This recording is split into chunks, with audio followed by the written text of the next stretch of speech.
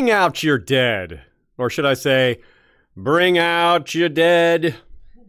Either way, the dead walking is such a ubiquitous horror trope that George R. R. Martin uses it right away in the prologue.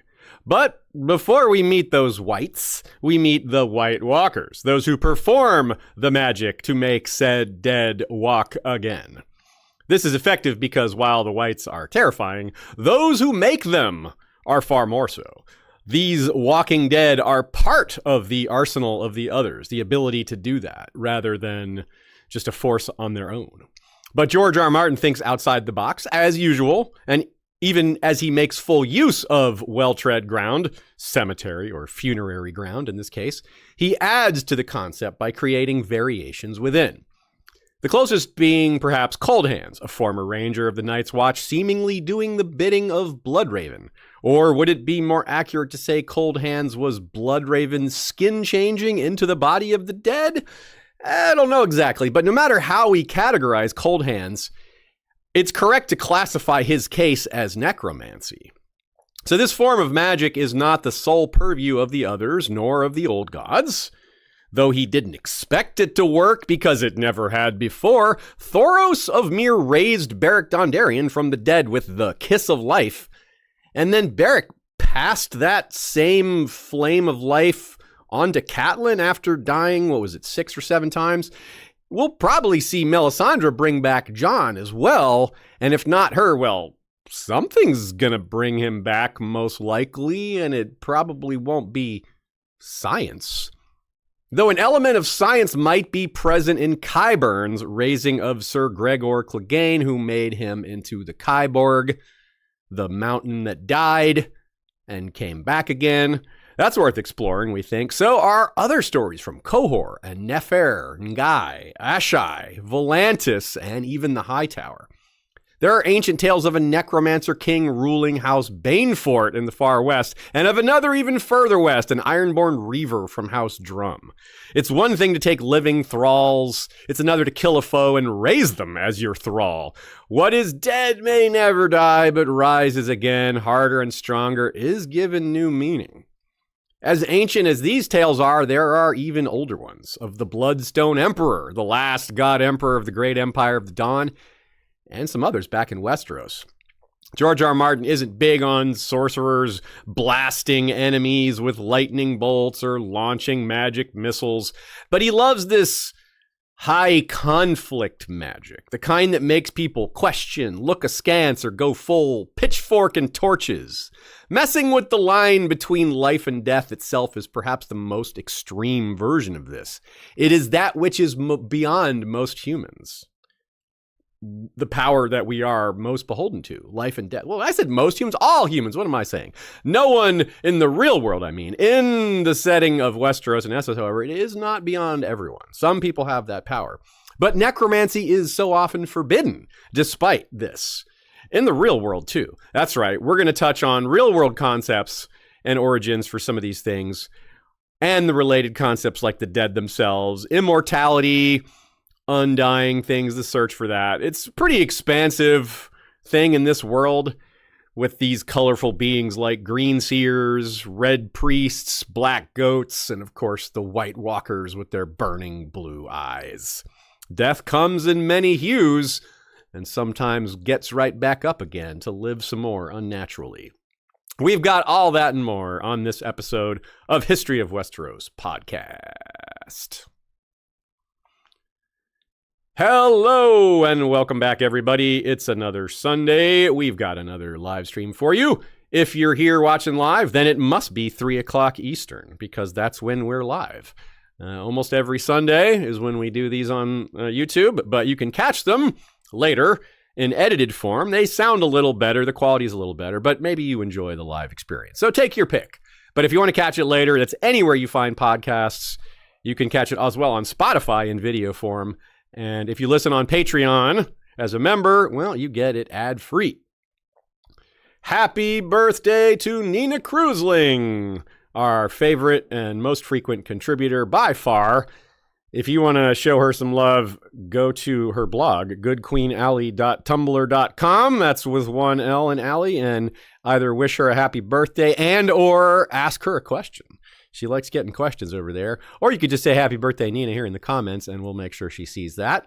Definitely show her some love for all her many contributions over the years to our show. I really couldn't possibly list them all. I would probably need a full episode to list all her contributions. That would take a while. If you have questions for us, send them to westeroshistory@gmail.com, or you can hit us up on any of our socials, Blue Sky, Facebook. We've got a Facebook group. We're on Discord. All that stuff is in the description, the links, etc. And at the end of this episode, I will mention episodes that relate to this one. It's a big list, because whenever we delve into supernatural things, especially supernatural things worldwide, well, we touch on a lot of other topics. Also, at the end of this episode, I will reveal the answer to this trivia question. The prologue is the first time we see necromancy in action, of course. But who was the first person we learn has been accused of necromancy? That's right. Answer at the end, but also answer during. Pay close attention and you'll hear it. Unless, of course, you already know the answer. Which, if you do, congratulations. Good job. It's a little bit obscure. Actually, it's a lot obscure. Maybe less so after this episode's over. Here's what we have for you today. After the intro and the setup, we'll talk a little bit about IRL necromancy. That's right. Necromancy is a real thing, sort of. Then we'll talk about the various places where necromancy appears in the stories. The others, the old gods. We'll talk about anti-necromancy, things that counteract it or combat it or try to stop it. We'll talk about the difference between resurrection and raising the dead. Then we'll move on to the raised dead capabilities of R'hllor, then the drowned god, and with a detour for the reaving necromancer. Then we'll talk about some fictional influences, which will include H.P. Lovecraft and Mary Shelley and a few other things. Then we'll talk about Qyburn, the science necromancer. Then other necromancers around the world. We'll call that section Necromancers of the World Unite, even though they're solitary figures who will never actually unite. But hey, it's just a clever title. At least I think it's clever. Hooded Man of the Bane Fort, the High Tower, the Free Cities, Asshai and the Great Empire of the Dawn, and a few others. And then we'll call it quits for the day. With quite a bit accomplished, I think. It's a longer episode, Doc, than usual. We'll see how long it actually takes. Let's get to it, my friends, with our setup. Humanity has long been concerned with what happens after death. Life after death, spirits and souls, all those related concepts. George is no stranger to that. It's a great thing to write about. It's a perfect thing to include in a fantasy setting. Necromancy, from a fantasy perspective, is thus kind of a gross perversion of that idea, which is what makes it great fodder for villains and stories and conflict. What George has done is something conceptually you're likely very familiar with by now. He's taking a practice that is pretty hard to see as anything but evil. Like necromancy, you don't really have a lot of, well, sometimes it's good, sometimes it's bad.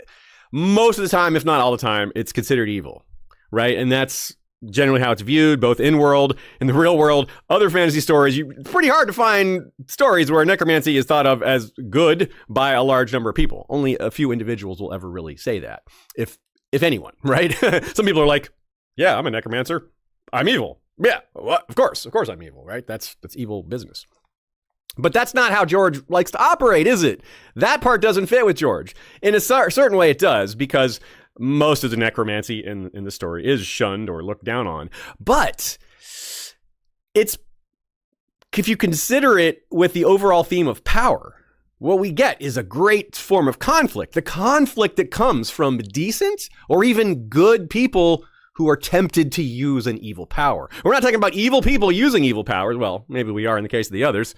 I don't even know if they're people, but you get the point. We're talking about characters like Thoros, who didn't mean to commit necromancy and then shows a reluctance to use it afterwards.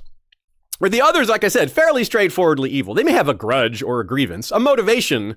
That doesn't mean they're not evil, right? And animating the dead, if it is an evil, it's because, well, dead flesh is just dead flesh.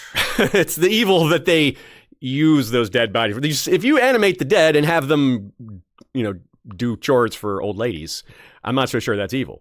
But they animate dead and have them kill other people. So it's the intent of the act is pretty straightforward.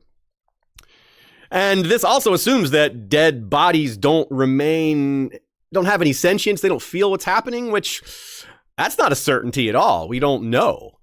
Moving on to someone like Qyburn and the Kyborg, Sir Robert Strong. It's a pretty easy to designate him evil, but the effect is enhanced because of it's Qyburn. Like, this is a guy who is a sociopath. He tortures people. He inflicts pain and has no empathy. So of course he's evil, right? Even if he was doing all these other good things and he started raising the dead, I don't think that would make it a good thing. It would just maybe be less problematic because it's not being done by a guy that has so much evil on his record already.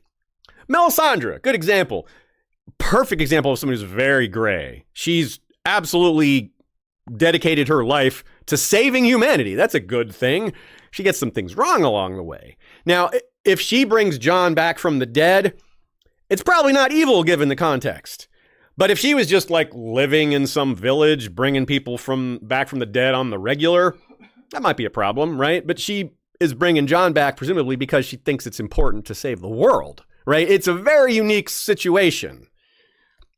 So again, I come back to Thoros, maybe the most interesting example because he didn't do it on purpose. There was no intent. It just worked. He's like, whoa, I resurrect. Well, the first time, that's true. When he brought Beric back those other times, well, he knew what he was doing. So throughout this episode, we'll go deeper into the ramifications of this power because I think that's a big part of what George's intent here with putting it in the world in the first place. It's a dark magic, but there are times where it can be used for good. And that's wonderful for conflict and for the people doing it. They have to weigh on what they've done and whether this is a good thing or whether, yeah, it's really quite a rabbit hole.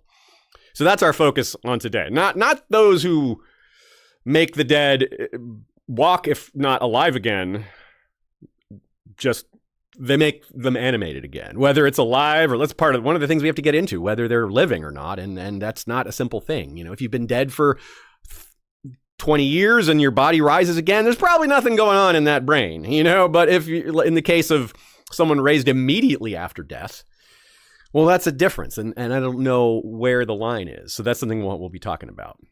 So yes, we're focusing on the necromancers themselves, less on the actual dead, but of course there's going to be overlap with that.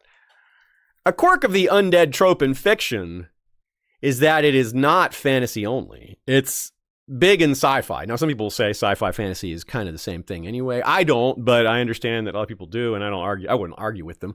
But necromancy, you never see that term used in sci-fi, really. Maybe not never, but they would use some sort of other word.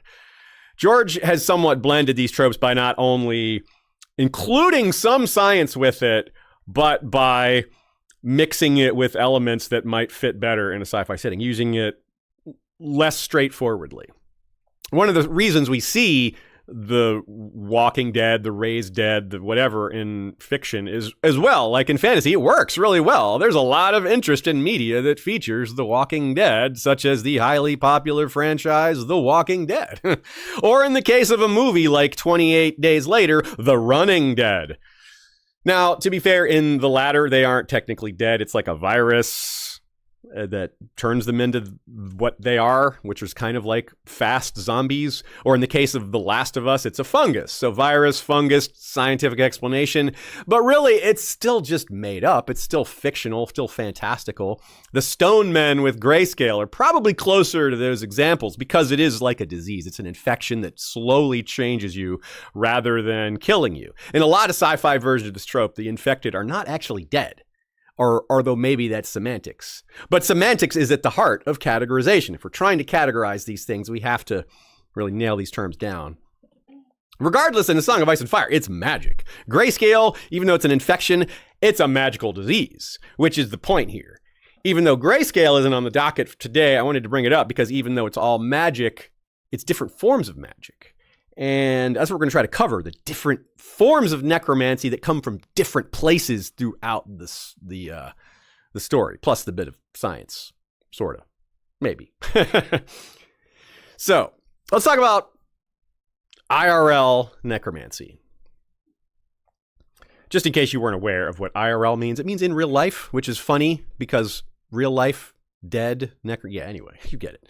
But the dictionary says conjuration of the spirits of the dead for purposes of magically revealing the future or influencing the course of events. That's the real life definition of necromancy. That is not the real life definition of necromancy in fantasy stories. You'll notice that none of that definition included raising the dead. It's conjuration the spirits of the dead for purposes of asking them questions, getting information from them. Yeah, it's like raising the dead spirits. Yeah, yes, exactly. And then they're not like walking around afterwards. They're just there for the length of these questions, and then they go back to the spirit world, presumably. That's generally how it works. So in this case, what does conjuration mean? You got to define the other terms. It means to summon as if by invocation or incantation. Magic. That's as far as we need to go with that. It's magic. And this comes from the Greek. Necros equals dead body, and manteia equals divination. Dead body divination, right? It's spelled out right there.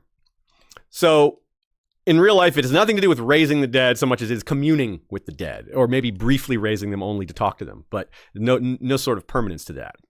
Many ancient cultures believed the dead had access to information beyond what could be known in the material world. And when I say ancient cultures, and I say many, I really mean many. There's records of it in ancient Egypt, Babylonia, Rome, Greece, Etruria, China, Persia. I mean, whoa. Like I named all the big ones, most of all the big ones anyway. Some of the biggest ones. I didn't mention India, but I think they had it there too. I'm not sure. Anyway, the oldest known literary example is in the Odyssey. Odysseus travels to the underworld to get knowledge about his trip home from Troy. He does this via spells taught to him by Circe. Not Cersei Lannister, of course. Circe, Cersei. But yeah. Necromancy is actually forbidden in the Bible. Like, they actually forbid it in the Bible. They go so far as to include it and say you can't do this. It's wild. Jews of the later Hellenistic period called people that did this bone conjurers. There's that conjurer again, right? Here's a quote. This is kind of unusual. The first quote Asshai is going to read us from today isn't from A Song of Ice and Fire. No, it's from the Bible. Deuteronomy, King James Version. Here we go. When thou art come into the land which the Lord thy God giveth thee, thou shalt not learn to do according to the abominations of those nations. There shall not be found among you any one who maketh his son or his daughter to pass through the fire, or who useth divination, or an observer of times, or an enchanter, or a witch, or a charmer, or a consulter with familiar spirits, or a wizard, or a necromancer. For all who do these things are an abomination unto the Lord, and because of these abominations the Lord thy God doth drive them out from before thee. That almost reads like the list of magics practiced in Asshai.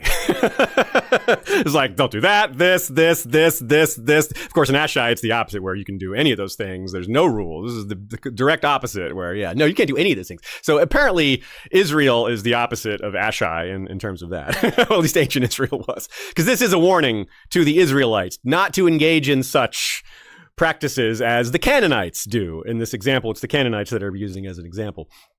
So, according to Leviticus, Mosaic law prescribed the death penalty for this practice, for necromancy. And how nice of the Bible to put necromancer last, as if we're building up to it. It's like, all right, perfectly placed there. It's telling our story the way we want.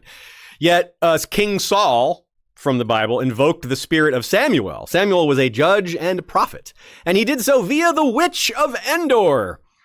That's right, the Witch of Endor, spelled Endor, is from the Bible and not from Star Wars. Star Wars has an Endor and it has witches, but the Bible got there, 2,000 years earlier, if not more. So this King Saul thought he could get away with it because he's a king. And he thought, hey, if I'm not above the law, I am the law. I'm the king. But when he asked the Witch of Endor for this prophecy through Samuel prophesied doom for Saul, and possibly because he was engaged in necromancy and using divination against God's commandment. So that's how a lot of biblical scholars interpret this, that Saul died because he used this forbidden magic. Technically, the Witch of Endor used it. He just, asked for the results. But that is kind of the point. It's the intent. She was sort of forced to do it because he was the king, and it was his command that made it happen. By the way, the Witch of Endor is also a ship in the Expanse novel, Babylon's Ashes.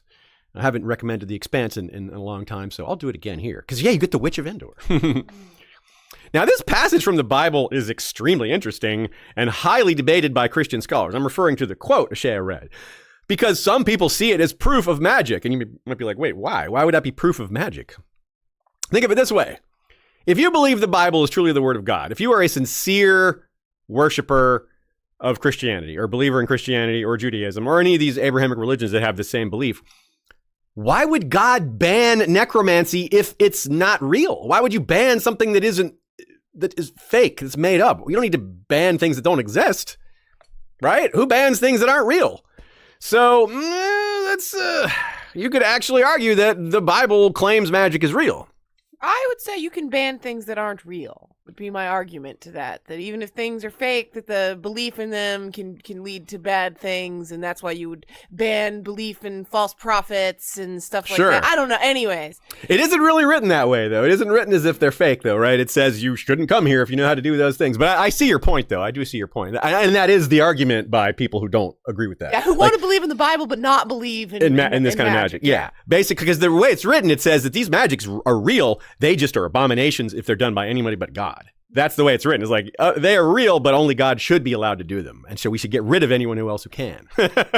So, like, even Martin Luther of Lutheranism fame and John Calvin of Calvinism fame, they both thought magic was real too. They both weighed in on this and were like, that wasn't really Saul, or Samuel, that was a demon. I was like, oh, well, that still leaves magic wide open, doesn't it? It was like the other one. Yeah, it was like impersonating God to throw him off because it's an evil magic. Yeah.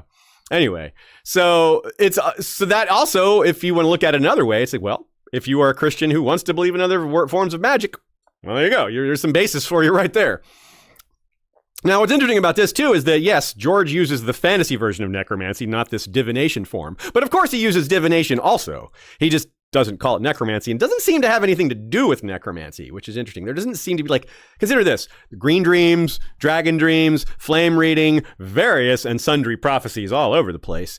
They often come at great cost, right? Like the prophets are often tortured individuals or they suffer greatly for their knowledge. But it doesn't really have that much to do with the dead, though, does it? I mean, maybe the Werewood Network, you can argue, it's connected to the dead spirits. Yeah, that's the one I would say is the most clearly connected to the spirits of the dead. I think there's definitely something there, and maybe the thing with Varys, where his genitals were sacrificed to summon some being, that's more maybe along the lines of summoning a spirit to ask it a question. Although that may not have been a human spirit. Still, that's the kind of divination that you see referred to in the Bible, where you summon a spirit, ask it questions, and then it goes away. Varys' description is of that. But it's the only real example like that in all of the books, which could mean Varys made the whole thing up. I've always considered that a possibility, that Varys just made all that up. So, as well, if you're going farther with some of these real-life examples, or at least real-life books, right, like the Bible and some of these other ones, there's people raised from the dead in the Quran, the Bible, the Hebrew Bible, all these books. It just isn't called necromancy. It's just called, raising the dead, or sometimes it's called resurrection. We'll get into that a little later, what the difference between the two is. For example, in the Hebrew Bible, there's 3 examples of a person raised from the dead. And one of them was just like the bones or the body came in contact with, was it Elijah? Or I forget. Anyway, they're very, they're almost mundane the way they happen. It's like this thing happened and that person got up and started walking again. I'm like, whoa. So we'll get back to the conceptual differences, but let's get it back to A Song of Ice and Fire for a moment here. So there's some differences certainly to be made. Let's look at those differences in world rather than in the real world. So let's hear from Melisandre and Sam while they're talking to Stannis. Sam cleared his throat. Sire, the dagger, the dragon glass only shattered when I tried to stab a wight. Melisandre smiled. Necromancy animates these wights, yet they are still only dead flesh. Steel and fire will serve for them. The ones you call the others are something more. Yeah, she's not wrong about that. Something more. There are necromancers and more. They have other powers like that as well. Or beyond that, rather. Now, she uses the term very straightforwardly, in a straightforward place. Simply put, the others are using necromancy to animate these wights. As we intimated at the beginning, we got to wonder whether the wights have any thoughts or memories, or whether there's data in their brains that can be accessed, like in the case of Othor and Jafer Flowers, the two that were found dead with blue eyes, brought through the wall, and then rose in the night to attack the First Ranger and the Lord Commander. I think the others didn't know that. They got that from those Rangers' heads somehow, like they extracted that information, maybe through the same magic that allows them to animate them, or the same magic that allows them to dominate them, whatever turned their eyes blue and all that. So it doesn't imply consciousness. It could just be, like I said, like data. They've accessed stuff in their brains. But that's getting really deep into the weeds of the mechanics of this, which we'll never really understand. I do think the story is more interesting if the undead can remember or feel. And we know they can in the case of like a Beric Dondarrion. The question is, how far back, right? Like, Beric starts to lose his memories. He starts to lose his sense of self. When does that like hit a tipping point, you know? When does it become, okay, you're definitely not Beric anymore. You're just a walking guy that looked like Beric. So that's a topic for us to delve into another day, because that's getting more into the nature of the undead rather than the nature of the woes who make the undead, which is what we're focused on.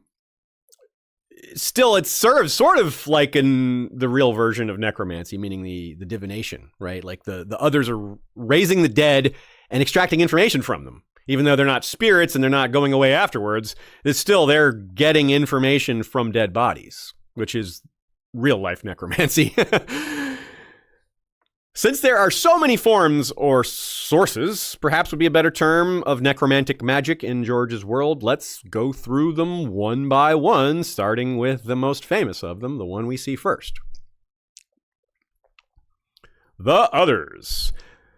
Though the term necromancy doesn't appear for the first time until late in A Clash of Kings, Aria 10 to be precise, we obviously see it happen in concept in the prologue. We see necromancy in action before we even meet a single main character. Like, think about it that way. Like, we see the dead raised before we meet any Starks or any Targaryens or Greyjoys or Baratheons or anybody.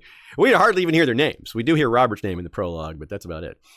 The prologue character Will is slain by a product of necromancy, his own companion, Sir Waymar, who was in turn slain by those who worked that necromantic spell in the first place, the Others. So the death toll continues indirectly, though, because the solitary survivor of that encounter, Garrod, is executed for desertion, driven mad by what he saw.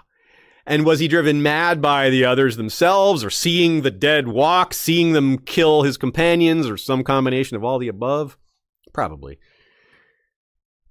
One thing that the Others do that we don't see elsewhere, that maybe is a distinction in the type of necromancy that they use, is they can raise things that aren't human. Like, we've seen them make the flesh of animals walk. We've seen bears and ravens and other animals as part of their Walking Dead armies. So their use of necromancy is somewhat indiscriminate. It seems like if it was ever alive, it can be raised and added to an undead army. If its legs are flopping around, if it's, half burnt, then there's not much point in raising that being. It can't keep up. But that gets into how they are able to do this in the first place, which we're going to talk about. Here's a really interesting part. There's a deleted passage from Storm of Swords where Mance leads his men to the Fist of the First Men. This is after Jon has joined up. So Jon first sees all the bodies everywhere and is like, who did this? He can't believe it because it doesn't look human. The way the bodies are strewn about, the damage done, the ripped corpses, the zombies of wights attacking humans with their hands and shredding them that way and pulling them apart rather than using weapons. It doesn't look like a normal battlefield. Mance's reply is, no men of women born, which touches on the old, maybe dropped concept by George of referring to the Others, or something else, if it's not the Others, as the Neverborn, which is something that was included in some of the early literature surrounding the series. The Neverborn it makes sense. They were created by magic or ritual or something, not through the womb of a woman, like how humans normally come into this world. But if you're thinking about what I've just described, you might be wondering, wait, why were there a bunch of bodies at the Fist of the First Men? Why didn't the others raise those bodies? Why didn't they add them to their army? There's a very good answer. And there's another line from that deleted scene. Quote, if the others did not linger here to raise these dead, it can only mean they're hunting down the living. Correct. That is absolutely right. Mance says that, and he's right, because while this is happening, remember, this is a deleted scene, it's happening parallel to Sam and the rest of the Rangers fleeing, and the others absolutely chased them. That's when Sam killed one of them during that flight. What this tells us is it's not instantaneous. It isn't just like the TV show where Night King just raises his arms in the air and every dead being within a certain range stands back up again. It seems to take more time and effort than that. He says that they would have had to take time to do it. If they could pursue the living and take a moment to raise the dead, they would do both. But clearly they didn't have that moment, which maybe implies it's a lot more than a moment. It might take hours for them to raise all those dead. It might be one at a time. It might be an other walks up to a being, says some words in Scroff, moves their hands a little, that being raises up. Next one, next one, next one. Even if you got like 8 or 10 others in the squad, it'd take you a while to raise 300 bodies or whatever. And that might include raising wights that were killed so you can raise them a second time. My guess is that, if they're struck by dragon glass, something can cause the spell to break. And then they will need to be reanimated. In some cases they won't, there's no point because the body's burned or its legs have been hacked off. No point in raising that. So that's a pretty good way to look at it, I think. We can't assume that the others have the ability to do this quickly. And that really makes sense, right? Because George has long maintained that magic should have a cost. It shouldn't be easy. I've never put a whole lot of thought into making sure that line of thinking applies to the villains as well, but it really should, and it does here, apparently. If they can only raise the dead one every few minutes, or maybe even longer, then yeah, there's a limitation to it. And, well, time is sort of on their side. They're not like gonna become old and die tomorrow. But still, it's a strategic consideration. It's a logistical consideration. It's something that matters in terms of the back and forth of war and battle between these inhuman beings. So you wonder too, right? Like, what else are they learning from the dead, and what other forms of magic do they have? For example, Melisandre can read the flames. There's green dreams, all the other things. Can the others do that? It's magic that's associated with divination in the real world and with other associated magics. Like, the others seem to be a product of the old gods or a corrupted form of the old gods. So maybe they have a lot of those other powers too. Something that we may have gotten the wrong impression of from TV, again, is the idea that if you kill another, that all the zombies or wights that it raised, that they die too. We have no proof of that in the books. When Sam stabbed that other, no wights dropped. There weren't any around to drop, but there was no proof of this. It's very likely that it came from George, that he told the TV show guys this, but until we see it in the books, we don't assume it's the case. So quite possibly it applies to other necromancer types too. It might not just be the others. If it does work this way in George's world, then maybe it works this way for, I don't know, if Thoros dies, will Lady Stoneheart die too? Probably not, because Beric was able to pass that magic on without Thoros' intercession at all. It's probably kind of an independent, unique thing now on its own. It's not requiring him to do anything to maintain it. Whereas it seems like the others need to maintain their magic to keep the dead walking. So there is, again, this goes to show that not all forms of necromancy are the same. But it's something to consider, that maybe other necromancers out there, if they die, their dead drop with them. It's possible. Let's move on to a related form of magic, sticking with the old gods. that wielded by the children and greenseers like Bloodraven and Bran separately from the others makes sense, because while there's overlap, they do seem like there's some different powers as well. There might be a lot of overlap, though. There might be way more overlap than what we've seen so far. And that doesn't even include the possibility that the others were created by this very magic. The idea that the children created the others as a weapon to fight back against humanity has been around for a very long time, since well before the TV show, since well before this podcast existed. Yeah. People theorized that way back when, and I've been a big proponent of it since the first time I ever heard it. And I also love the idea that the others are using a form of skin changing to raise the dead. They're skin changing into dead flesh rather than living flesh. Kind of a cool, corrupting way to think about it. It is that form of magic, the creation of the others, that to me could fit into the same category of high magic that was done way back in ancient times to stop human migrations or to fight back against humans, the first men specifically, such as the breaking of the arm and the flooding of the neck. The creation of the others could fit right in line with those things, giving them great grand powers. But these powers probably already existed before the others, right? Actually, they definitely did. We know for a fact that they definitely did, because necromantic magic has existed in Planetos since before the others existed. So that fits with the idea that they're a created species that was given existing magic by people who already knew how to use that magic. Again, we come back to cold hands. That's necromancy, right? And it's old gods. It's coming from Bloodraven and the Greenseers. It's not coming from the others. Maybe Cold Hands was raised by the others and the Bloodraven took him back? I don't think so, though. I'm guessing he did the raising of this one, which shows that they do have that power, but perhaps they just don't like to use it because it's evil, it's dark, it's goes against the nature of life and death, and they're a natural magic kind of orientated people. Why would they want to mess with that? You don't mess with the cycles of life and death when you are pro-nature, especially not with sorcery. And yeah, it's not a thing you do. It's not really the vibe of the old gods. Because when you die, you become part of the collective of the spirit world or whatever. It's supposed to be kind of inviting. But Cold Hands talks. What's the difference? We haven't seen the wights talk. Can they? We don't know that they can't. We just haven't seen it happen. Jon is very curious about that. Jon wants to know, can they talk? Can they think? Can they feel? He saved some corpses maybe for experimenting on later, but we haven't seen that happen yet. Maybe it's just as simple as the others could speak through their wights, but because they speak scruff, we wouldn't understand them. What's the point? They'd be like, we're like, oh, well, that's what a human sounds like when they're dead and have no tongue. No, it's trying to speak scroff, but it lacks the proper throat and tongue to form the sounds, you know?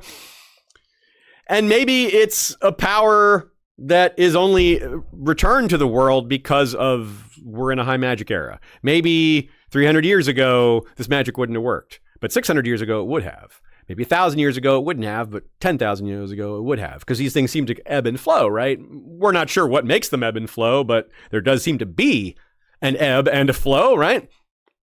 Maybe Bloodraven raised Cold Hands as a last resort, a power that they normally would shun, that they would not use, but they only are using it because circumstances are so extreme. Kind of like Melisandre might have to raise Jon. Now, Melisandre won't see it as extreme because she already is of the idea that the ends justify the means. So she's not going to quibble with that. But she might be surprised that it works. She might be like, whoa, I didn't know I could do that.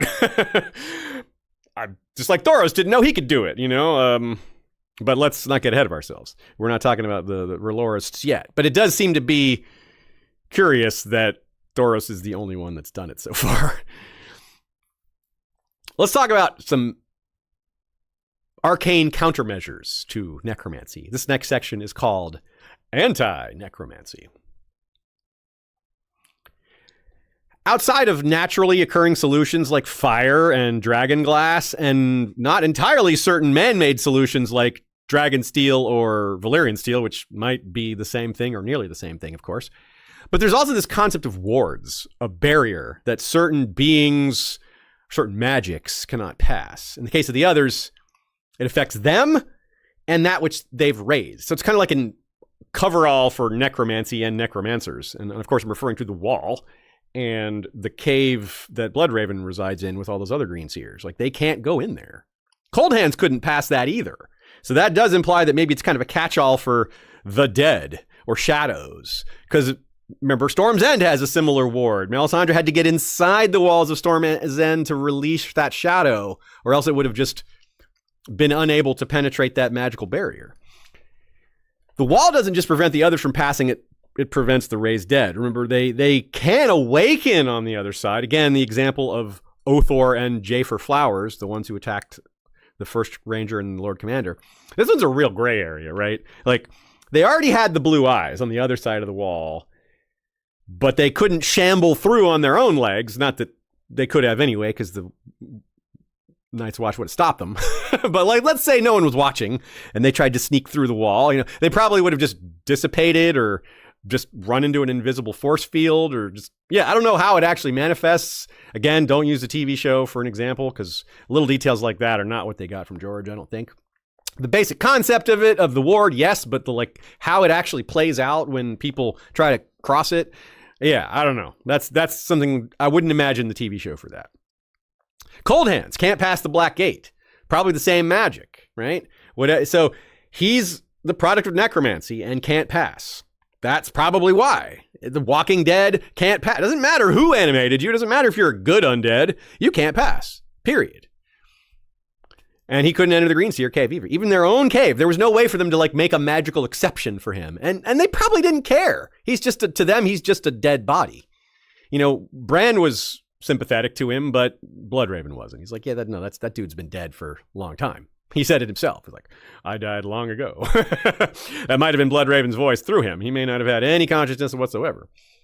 So back to Melisandre briefly, though. She believes she can make powerful shadows at the wall, but can they actually cross it? I don't know if she's thought about it in that light. So I think what we might have here is a case where the others, or a green seer like Bloodraven, can raise the dead, but that spell can be broken through anti-magical means. Again, Dragonglass or Valyrian Steel, perhaps. Like if a corpse is completely immolated, it's been destroyed to the point where it can't be resurrected or raised again because it's just like half ash now. And maybe the other feels that. Maybe if you light a wight on fire, just like Varamir Sixskins felt Orel the Eagle when Melisandre torched that eagle. He felt it. It was horrible. It was skin searing. He felt like he was burning from the inside. He said he'd never felt pain like that in his life. Do the others feel the pain of what happens to because if we're thinking of this as a skin changing thing, you can feel what happens to the animal that you're a vessel of or that you are in. Well, if it is that, then the others could feel what happens to the dead bodies that they're in control of, maybe. Yeah. So I would think that, yes, raising the dead multiple times can definitely happen if the dead body can still is still viable as a walking thing. And let's not forget, too, that if you just cut a wight into pieces using regular steel, the pieces still squirm around. It isn't dead. It's just reduced to ineffectual size, right? We've seen like a hand crawling on the ground, like Ghost eats a moving hand at one point, because it's like that thing has still got magic in it. But if that hand had been cut off with Dragonglass, I bet it would have stopped moving, because like that severs the like magical connection, the magical tether to the master slave kind of dealio. Let's talk about the difference between resurrection and raising the dead. There's not a lot of difference, but there is some, and it's important to get ourselves straight on what that is. Here is a quote from the world of Ice and Fire. Yet there are other tales, harder to credit and yet more central to the old histories, about creatures known as the Others. According to these tales, they came from the frozen land of always winter, bringing the cold and darkness with them as they sought to extinguish all light and warmth. The tales go on to say they rode monstrous ice spiders and the horses of the dead, resurrected, to serve them, just as they resurrected dead men to fight on their behalf. Curiously, those two uses of the word resurrected are the only two uses of the word resurrect in all of A Song of Ice and Fire literature. In real life, again, we hear lots of stories about people coming back from the dead, but it isn't always called resurrection. It's often just called, well, coming back from the dead. There isn't always a term for it. It comes in many forms besides just a return to the living. In the fantasy realm, it's much broader because we have all the various forms of animated corpses and the various states of life or not life that come within that. Like, are you still the person you were? Are you not? You've got souls thrown in the mix. It's not just the bodies, but the person's inner being. When resurrection has a capital R, that's Christian. That's about Jesus. When it's lowercase r, it's over time, that's become a catch-all for coming back from the dead. But originally, the concept was pretty much Christian. It was the word, not the concept. The word was very associated with Christian. It's a Latin resurrection. Of course, the concept is not uniquely Christian, but the word resurrection is. And of course, that's a lot of languages. I mean, it's English, right? If you're talking like Arabic, well, they have a word for that. It's not resurrection. They have a translator. I don't know what that word is. Kumaya or something like that. I forget. Anyway. The other major difference, though, with real world resurrection stories is that you almost always either come back the same or better, new and improved. And this is very common with divine beings. Like when Jesus dies and comes back, he's more glorious and powerful than he was when he came in his original form. Balder, son of Odin, Thor, I forget. One of the Norse gods, he dies and comes back. Set, the Egyptian god, dies and comes back. There's so many tales of Greek and Egyptian and going to the underworld, visiting the realm of the dead.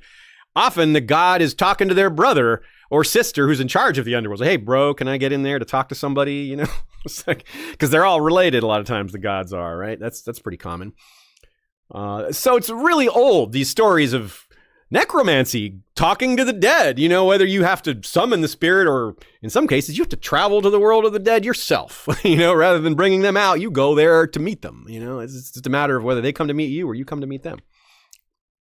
And really, life and death, of course, humanity is obsessed with it. It defines us. It's everything, you know, it's interesting to think about that though. Like we as humans have so much to learn about life, but we know less about death, probably, unless the atheists have it right, unless there's nothing, in which case, well, that's that. There's not much to know. But even the notion of like, how long can someone in the real world be dead before being brought back? Like if you drown, which is something we're going to talk about, drown God, hello. If you drown and aren't breathing, but someone pumps your lungs and your system starts back up again, your circulatory system, your breathing system had stopped and it starts again. Were you dead? That's a real semantic, philosophical debate. Did you come back from the dead? Probably not, but were you alive? Also, maybe not. Maybe you were in some third middle state. I don't know. It gets tricky, right? These differences.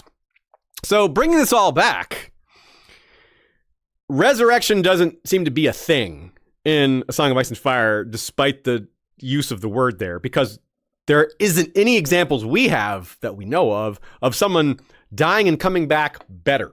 It almost always they come back lesser. Beric, progressively lesser, right? There is no Gandalf the Grey becoming Gandalf the White in this story. As much of a fan of Lord of the Rings as George R. R. Martin is, well, the Astari are immortal anyway, so he can't really die. But still, you see what I mean? He came back stronger than he was. Maybe Undead John will be stronger, but he probably not. He might be cooler though. He might be more interesting, but I doubt he'll be like more human than he was. You know, I doubt he'll come off as having a more distinct personality. It might be a different personality, but yeah, I don't know. It's tricky there. And from a functional perspective, especially within A Song of Ice and Fire, it seems that is the difference. The difference between raising the dead and resurrection, or at least where the line should be drawn, has to do with humanity, as in how much is present, or rather how much remains.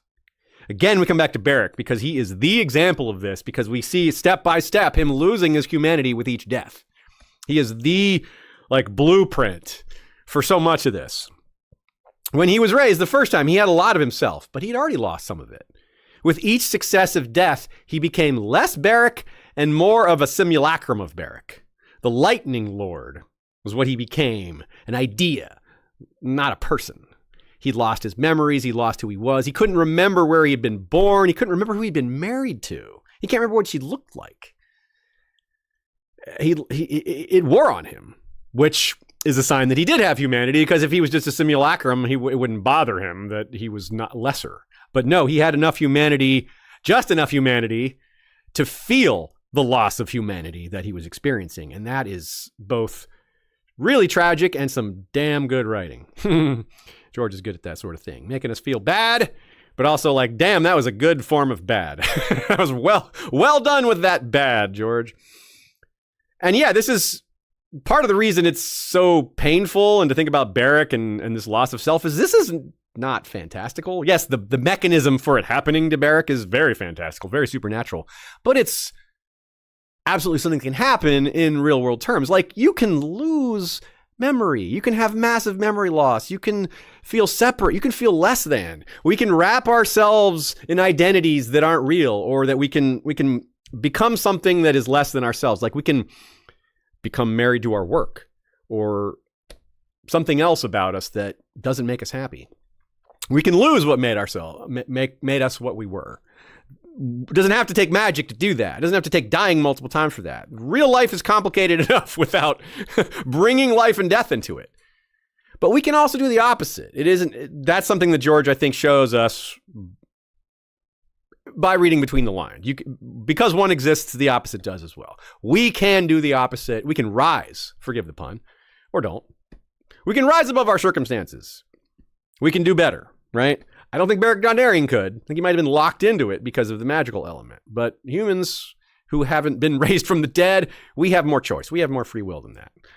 Which is another important associated concept. Agency. The agency taken away by the necromancers from those who they raise from the dead. Sir Robert Strong doesn't seem to have free will, though it's not exactly clear. Maybe he has some, but it's hard to tell because he was already a follower when he was alive. Like, he just did Tywin's bidding. He's a knight under a system of authority. So maybe he's just doing what he would have done anyway. It's hard to tell, all right? Beric and Stoneheart seemed driven to achieve their goals, but do they have free will? Sort of. It's hard. It's tricky because they're kind of stuck on the task that they were doing when they died. But that doesn't mean they couldn't choose to do something else. But I don't know that they could. It's tricky. I think they might be stuck on that. We'll find out maybe in the long run if Stoneheart, it's too late for Beric, but maybe Stoneheart will leave the Riverlands. If she leaves the Riverlands to go north or something like that, that would strongly suggest that she is not just locked in some cycle. And yeah, again, Cold Hands didn't seem to have free will either. He seemed to be entirely doing Bloodraven's bidding, and they just discarded his body when they were done with him. But coming back to the concept of necromancy, whether the raised being actually has free will or not doesn't change whether or not it's actually necromancy. It's not like, oh, you have free will, it's not necromancy. If you do have free will, it is, right? Or other way around, really. But see, that's not the distinction. That's not the point here. I think motive plays a role. Like, again, if you raise the dead and send them after the living, well, that's pretty evil. But again, recycling my example before, if you raise the dead and have them do community service, pretty damn creepy. I mean, maybe they should, yeah. But it's way better than sending them to kill people, right? So, yeah, motive, again, just like context determines whether it's raising the dead or resurrection or necromancy, motive plays a role in what's going on here, whether agency is allowed. In some worlds, resurrection could be properly seen as distinct from raising the dead on the basis of being whole.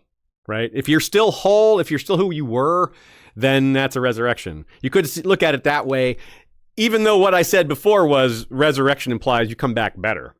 But that's kind of from the Christian influence. George's version doesn't have to work that way. But it doesn't seem to work that way on Planetos. It seems like all versions of coming back from the dead leave you as less than. Either way, there's no clear line here. No either or. It's a spectrum, like many things in life. You can't make it black and white. You have to look at ranges, shades of gray in between. When Jon comes back, will he be different? Most certainly. But will he be less human? That's not the same thing. And we don't know yet. Are you automatically less human if you've broken the rules of death? Well, surely the answer is yes if you're talking about a walking corpse with just shambling about. But what about the TV version of Jon Snow where it seemed like there was basically no consequence for him dying and coming back? He was basically the same guy. That I would say yes. He's still just as human as he was before. He had a life after death experience, but came back. Plenty of real people have had that. Like they almost drowned, you almost died, you're in surgery and you're declared legally dead, but you come back. Again, using that example of someone who's stopped breathing because their lungs are full of water, but still CPR brings you out of it. Yeah, it's not simple. Lady Stoneheart, again, maybe the line is somewhere between Stoneheart and the TV version of Jon Snow. She has Catelyn in her. There's parts of Catelyn in her. There's the vindictive part, the part that remembers what family she belonged to, and the part that remembers that Arya is alive and is searching for her. Those are Catelyn things. Those aren't just, dead person remembering what to do. And it's also a good example of why it's not simple. Now, we might actually get Jon Snow's death POV. Like, we get to see what he's like inside, and we'll get to compare the two and what's different there. And that'll be curious. It was kind of a wasted opportunity on the show. Maybe not kinda. Definitely a wasted opportunity on the show. But George isn't going to do that. George isn't going to abandon all that setup. Jon's just not going to just pop up and be the same. Definitely not. And I hope we keep his POV. There's a chance we lose it. We lost Kat's POV after she died, so we don't get to see the inner workings of the undead mind. I hope we get it for Jon, but if we don't, well, that's why, because it's an undead mind. So again, I want to reiterate terms like necromancy, resurrection, judge them based on context, not on strict definition, at least when it comes to A Song of Ice and Fire. Let's talk about R'hllor. The powers of the Red God have much to do with overcoming human restrictions on life and death. Their idea of paradise, which is kind of an equivalent of heaven, if you want to think about it that way, is a summer that doesn't end where no one dies. But that actually sounds terrible. But it's also kind of the opposite of the others. A winter that doesn't end and everyone dies. Whereas a summer that doesn't end and no one dies. The only similarity there is that it's the season that doesn't end. We have the opposing season and the opposing outcome for humanity. The Red God's version, yeah, it's pretty bad. I mean, it sounds good to some people who've drank the Kool-Aid, but that no one ever dying? Endless summer? That's not good. Nature wouldn't be cool with that. Overpopulation plus ecological disasters. Yeah, that's not good. I think the old gods understand that this is a bad idea. The children of the forest would look at that and go, that's not good. We know nature. That's not good. You got to have cycles. You got to have seasons, yo. But in both of these examples, in both of these versions, the magic wielders are the masters, as in the masters and the slaves. The others rule the dead through necromancy, while the priests of R'hllor are in charge via being at the top of the church hierarchy. They're the head of the hierarchy there. Hierarchy is the right word. And by being the ones that actually wield magic, which is part of why they're at the top of the hierarchy. Ancient Greek culture is one place we can find some pushback against this idea. The Greeks were big on the concept of immortality, but it was very much like the Christian version of resurrection, where you could die and come back as a god, basically being the same. Or humans can earn immortality in death, but it's different. It is kind of like the resurrection, but you don't come back to live among the living. There's kind of two versions of immortality in the Greek world for humans, and sometimes you get both. One of them is you are immortalized, meaning you are never forgotten. So your name is never forgotten. It has nothing to do with you being alive or living on in somewhere else. It means you are remembered forever, immortalized, not truly immortal. But there is the more strict version of immortality where, say, Achilles was whisked away from his own funeral pyre and made immortal by his mother. He went on to live in the Elysian Plains, which is an afterlife. So to this day, Achilles is still walking around on the Elysian Plains. So like a perfect example of what I'm saying here. He died, but was both immortalized in the sense that, hey, we're talking about him 2,000 years later. No one's forgotten this guy. And he is also living on in the afterlife because of his magical mother, his supernatural mother that gave that to him. So it's kind of like a soul. The soul of Achilles lives on in the Elysian Plains, like many people believe people will live on in heaven, or one of the other versions of heaven that exists. So more straightforward than any of that stuff, which is a little, out there in terms of not specific. It's not as detailed. The kiss of life is something we see very straightforwardly. Well, it's still kind of off page, but we see most of it. Thoros of Myr, once again, is the very first person we see perform it. And of course, no one else has done it yet that we've seen. And to hear him tell it, he had done it many times without success until, quote, I have no magic, child, only prayers. That first time, his lordship had a hole right through him and blood in his mouth. I knew there was no hope. So when his poor, torn chest stopped moving, I gave him the good God's own kiss to send him on his way. I filled my mouth with fire and breathed the flames inside him, down his throat to lungs and heart and soul. The last kiss it is called, and many a time I saw the old priests bestow it on the Lord's servants as they died. I had given it a time or two myself, as all priests must, but never before had I felt a dead man shudder as the fire filled him, nor seen his eyes come open. It was not me who raised him, my lady. It was the Lord. R'hllor is not done with him yet. Life is warmth, and warmth is fire, and fire is God's, and God's alone. You could see the Christian influence there, where when we went through those Bible passages, the point wasn't these magics do exist, but only God should be allowed to use them. What is Thoros saying here? That I didn't do it. No, R'hllor did it. It's God's magic. God's alone. I'm just a vessel, right? But it's a curious thing to do, like sending flame from their mouths into the dead. Surely they didn't always do this without expectation of any result? Are you telling me that for 10,000 years, R'hllorists have been, whatever that means, filling their mouth with fire, breathing it into the dead, and expecting no result? I think it probably used to work. Back in the day, it was how they discovered this, and they kept doing it, bringing back their own followers or their own high-ranking individuals within the structure of the church, the people who were most important, perhaps. Maybe not everybody. But it stopped working, like a lot of magic did. It waned, and now it's coming back, and people like Thoros are discovering, hey, this isn't just a ritual. It's something that probably also worked back in the day and is now working again. Maybe it's been so long that he had never heard of it actually working. Maybe it's been 1,000 years or something like that, maybe even longer. So this is really important too, because Thoros is he's just amazed. He's like, he can't believe it worked, and he almost doesn't want it to be from him. It's part of this saying it's the power of the Lord is him projecting because he doesn't want to be responsible for it, I think. It's a bad thing.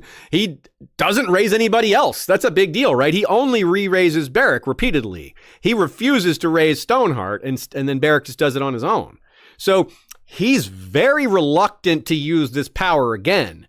It's possible he hasn't even tried. It's possible that after it worked on Beric, he's like, oh, I'm not doing that again. This is necromancy. I'm not comfortable with this. I'm okay bringing Beric back. He's our leader. We need him. And given Thoros' sincere belief in why Beric was raised, like because the Lord isn't done with him, he's like, okay, well, I'm going to follow through with that. But he doesn't want to look behind the curtain to see if there's more. He doesn't want to raise anybody else. And isn't that telling that he hasn't tried as far as we know? Like, he only did it with Beric multiple times and nobody else. That's really, really interesting to me. And he says each time is harder. Not Thoros, mind you, Beric. Beric says each time is harder. The spell grows more difficult each time Beric dies. Actually, no, I'm wrong. It's more difficult on both of them. Thoros says the spell is harder each time. So it's tougher on Beric and tougher on Thoros, and that's why eventually it has to stop.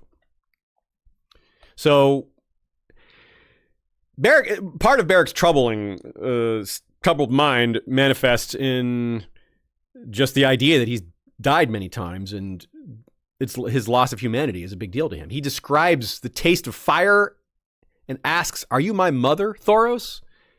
Because when he's born again, he can't remember the life before that, much of the life before that death. And so it's like he was born with a hole in his chest and fire in his mouth. And what the heck does that taste like? He says the taste of fire. I have no idea what that tastes like. It tastes like burning. I guess Ralph would know. We know. So what a weird question, though. The philosophical question that Beric asks: "Are you my mother, Thoros?" Like, are you? It gets back to that concept of the Neverborn. Of he was born of no mother, right? Reborn in this case. And this is a question from the undead to the necromancer. In this case, really, it's probably unfair to call Thoros that because, again, it's intent. In my mind, I think, as I just explained, intent means so much there, and Thoros wasn't trying to bring back the dead the first time. There are necromancers around the world of A Song of Ice and Fire, and unless he keeps doing it, it's probably not correct to call him that, but he did it at least in this case. So A Song of Ice and Fire is riddled with similar examples of moral conundrums. Doing the lesser of two evils to prevent a greater evil is something we see happen a lot. But it's not always easy to judge which evil is actually greater. Right? Sometimes the lesser evil might be the worst of the two. You did lesser evil to stop the greater. Well, I'm going to quibble with you on which of those two is the greater evil. Especially when you can't tell the long-term consequences. Like, that's the thing here. Like, well, what are the long-term consequences of nobody dying, of everybody being brought back from the dead? Okay, if you can't bring everybody back, then is it fair to only bring some people back? Well, what if it's Jon Snow? What if it's, Beric Dondarrion and circumstances are really extreme? Yeah. It's not easy. It's not easy. That's what George gives us. He gives us really difficult moral questions that are not answerable. They're only something you can kind of frame, and you have to set it aside. You can't get a straightforward answer. So another curious aspect of this is Beric passing it on. Like, that's bizarre to me. Like, what kind of a necromantic magic can be passed from the receiver to another target? This is something I can't think of any other examples of. Let's get the quote from when Brienne discovers it. Lady Catelyn? Tears filled her eyes. They said that you were dead. She is, said Thoros of Myr. The phrase slashed her throat from ear. When we found her by the river, she was 3 days dead. Harwin begged me to give her the kiss of life, but it had been too long. I would not do it. So Lord Beric put his lips to hers instead, and the flame of life passed from him to her, and she rose. May the Lord of Light protect us. She rose. So Thoros was floored when Beric rose the first time, and floored that he was able to transfer his life force to Catelyn. And part of the flooring was just the state Catelyn's body was in is just, ugh, she's terrifying. She's a gross visage. She's she's, I wouldn't want to look at that. He doesn't say you're wrong. He says, I thought you were dead. And he says she is dead. He's not mincing words. She's the walking dead. She's the walking, talking dead. Talking not very well, but she could communicate. Combine this with what we know of other aspects of R'hllor worship, and it paints an interesting picture, right? The whole notion of resurrection and raising dead and necromancy. Well, previously, we've connected Zoroastrianism to R'hllor'ism, and that stands pretty well. That hasn't changed by this, certainly, but this is another angle to it. Religions aren't simple. There's lots of ways to look at them. So the worshippers of R'hllor have on their docket resurrection and the promise of immortality. That's actually not that dissimilar from Christianity, actually. Really, Jesus' resurrection is the center of the proof of who he is. Without the resurrection, I don't know if you have Christianity at all. And Judgment Day is a future event in Christian scripture where everyone is raised, believers and non-believers. Believers go straight to heaven on Judgment Day. Non-believers face judgment. Islam has the same thing. Well, it's not the exact same, but it's very similar. It's called Day of Resurrection. It translates as Day of Resurrection because, again, it's resurrection's a Latin word. But, yeah, it's the same thing. Everyone's reborn or raised from the dead by Allah, and there's some judgment, and it's pretty similar, right? So kind of similar to the long summer of R'hllor. Judaism, Samaritanism also have it, although it was kind of an add-on. They didn't start with it. Judaism and Samaritanism didn't have like afterlife with promise really far back. During the Messianic age, which is added in, I think, the 2nd or 3rd century, was added to Hebrew scripture, I believe, and Samaritan scripture. They believe that during the coming Messianic age, the God of Israel will give life to the dead. There you go. Judgment Day, everybody comes back. So, again, where lots of debate and difference occurs within real-world religions is the dichotomy between resurrection of the flesh and the soul. The difference being whether resurrection or eternity or eternal life is just your soul, or if it's your body that will be raised also. So, of the soul means soul only, meaning afterlife, non-corporeal form, but of the flesh means it's your actual whole body, right? Your body comes back whole or reborn or whatever. Different from just a soul, right? Other belief systems have a little different way to handle this. Reincarnation, rather than coming back as your original body, your soul inhabits a new body. Whether it's a person or, a cockroach, kind of depends on how good you were during your life. So yeah, I think these are all, this long summer idea, these are all just similar to these varying forms of Judgment Day, right? And it's reasonable to maybe lean more Christian on that because George was raised Catholic, so that's probably the biggest influence on him. But of course, he is a man of history and reads a lot and has been influenced by a lot of things and is very creative on top of all that. So we don't need to get too strict with that. So yeah, I come back to this question, super curious. Thoros hasn't raised anyone else. He's only raised Beric several times. Have other red priests around the world raised anyone at all? There's a lot of red priests out there. Other ones might be given kisses of life here and there and getting surprising results. Why? But if not, why Beric? Why Thoros? Why what? What's the deal? Why this is so specific, right? So this is an individual, a unique individual. And I really do wonder if Thoros tried it on somebody else, whether it would actually even work or not. And how the heck was he able to pass it? That is bizarre. Thoros believes the Lord of Light brought back Beric.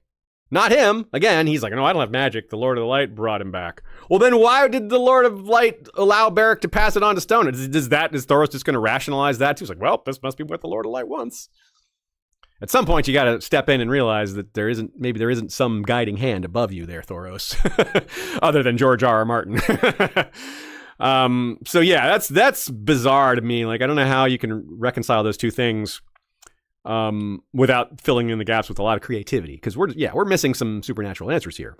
I'm not saying that George, made a mistake. I'm just saying we don't know the answers. Lemoncloak says, there's no better healer than Thoros, which causes Beric to look at him funny, like, bro, I wasn't just healed. And then when Lem walks away, he comments on how men can be so blind to what they don't want to see. Lem isn't seeing the obvious, that Beric is raised from the dead repeatedly rather than being healed. This is perhaps a statement both on how Lem just can't accept that someone is being raised from the dead repeatedly. That's just doesn't fit in his worldview. And that it's also a morally gray thing to do in the first place. It's like, well, we think of ourselves as the good guys. The Brotherhood Without Banners, they think they're doing good. And they for the most part, they were. Maybe not anymore. And now under Stoneheart, less so. So this is denial, I think. But it's very serious denial because it's happening right in front of him. He's seeing things that are just pretty blatant and just isn't able to frame them, isn't able to accept them, I guess you could say. This also helps explain, though, why Thoros isn't getting other requests to raise people. Like, if Lemon just thinks it's a healing, is like, Thoros could go, that guy's dead. I can't heal him. And Lem goes, oh, okay. If they knew he was raising the dead, if it was that plain and distinct, they would probably be like asking for all these other people, like raise him, raise her, raise my child, they would want all these dead people that they love to be brought back also, but that's not happening. And we get a sense of this. It's very sad. Arya asks Thoros. When Thoros had that line that Asshai read earlier, it comes after Arya asks, can you bring someone back who's lost their head only the one time, not 6?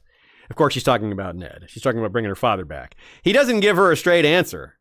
He's like, well, I don't have magic. I didn't do it. It was R'hllor who did it. And so, it's like he dodged the question almost. And you read that passage, Arya is like, all I hear is like in her mind, she just hears no. He doesn't say no, but that's what she hears. And I mean, he is saying no, kind of. I have a side question here while we're talking about R'hllor. I don't know where it belongs, but it fits in with this general concept of master-slave relationships and whether that's what's happening when the others raise the dead.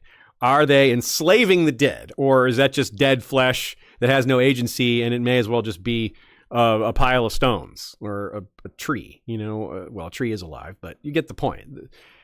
Which is it, or is it something else?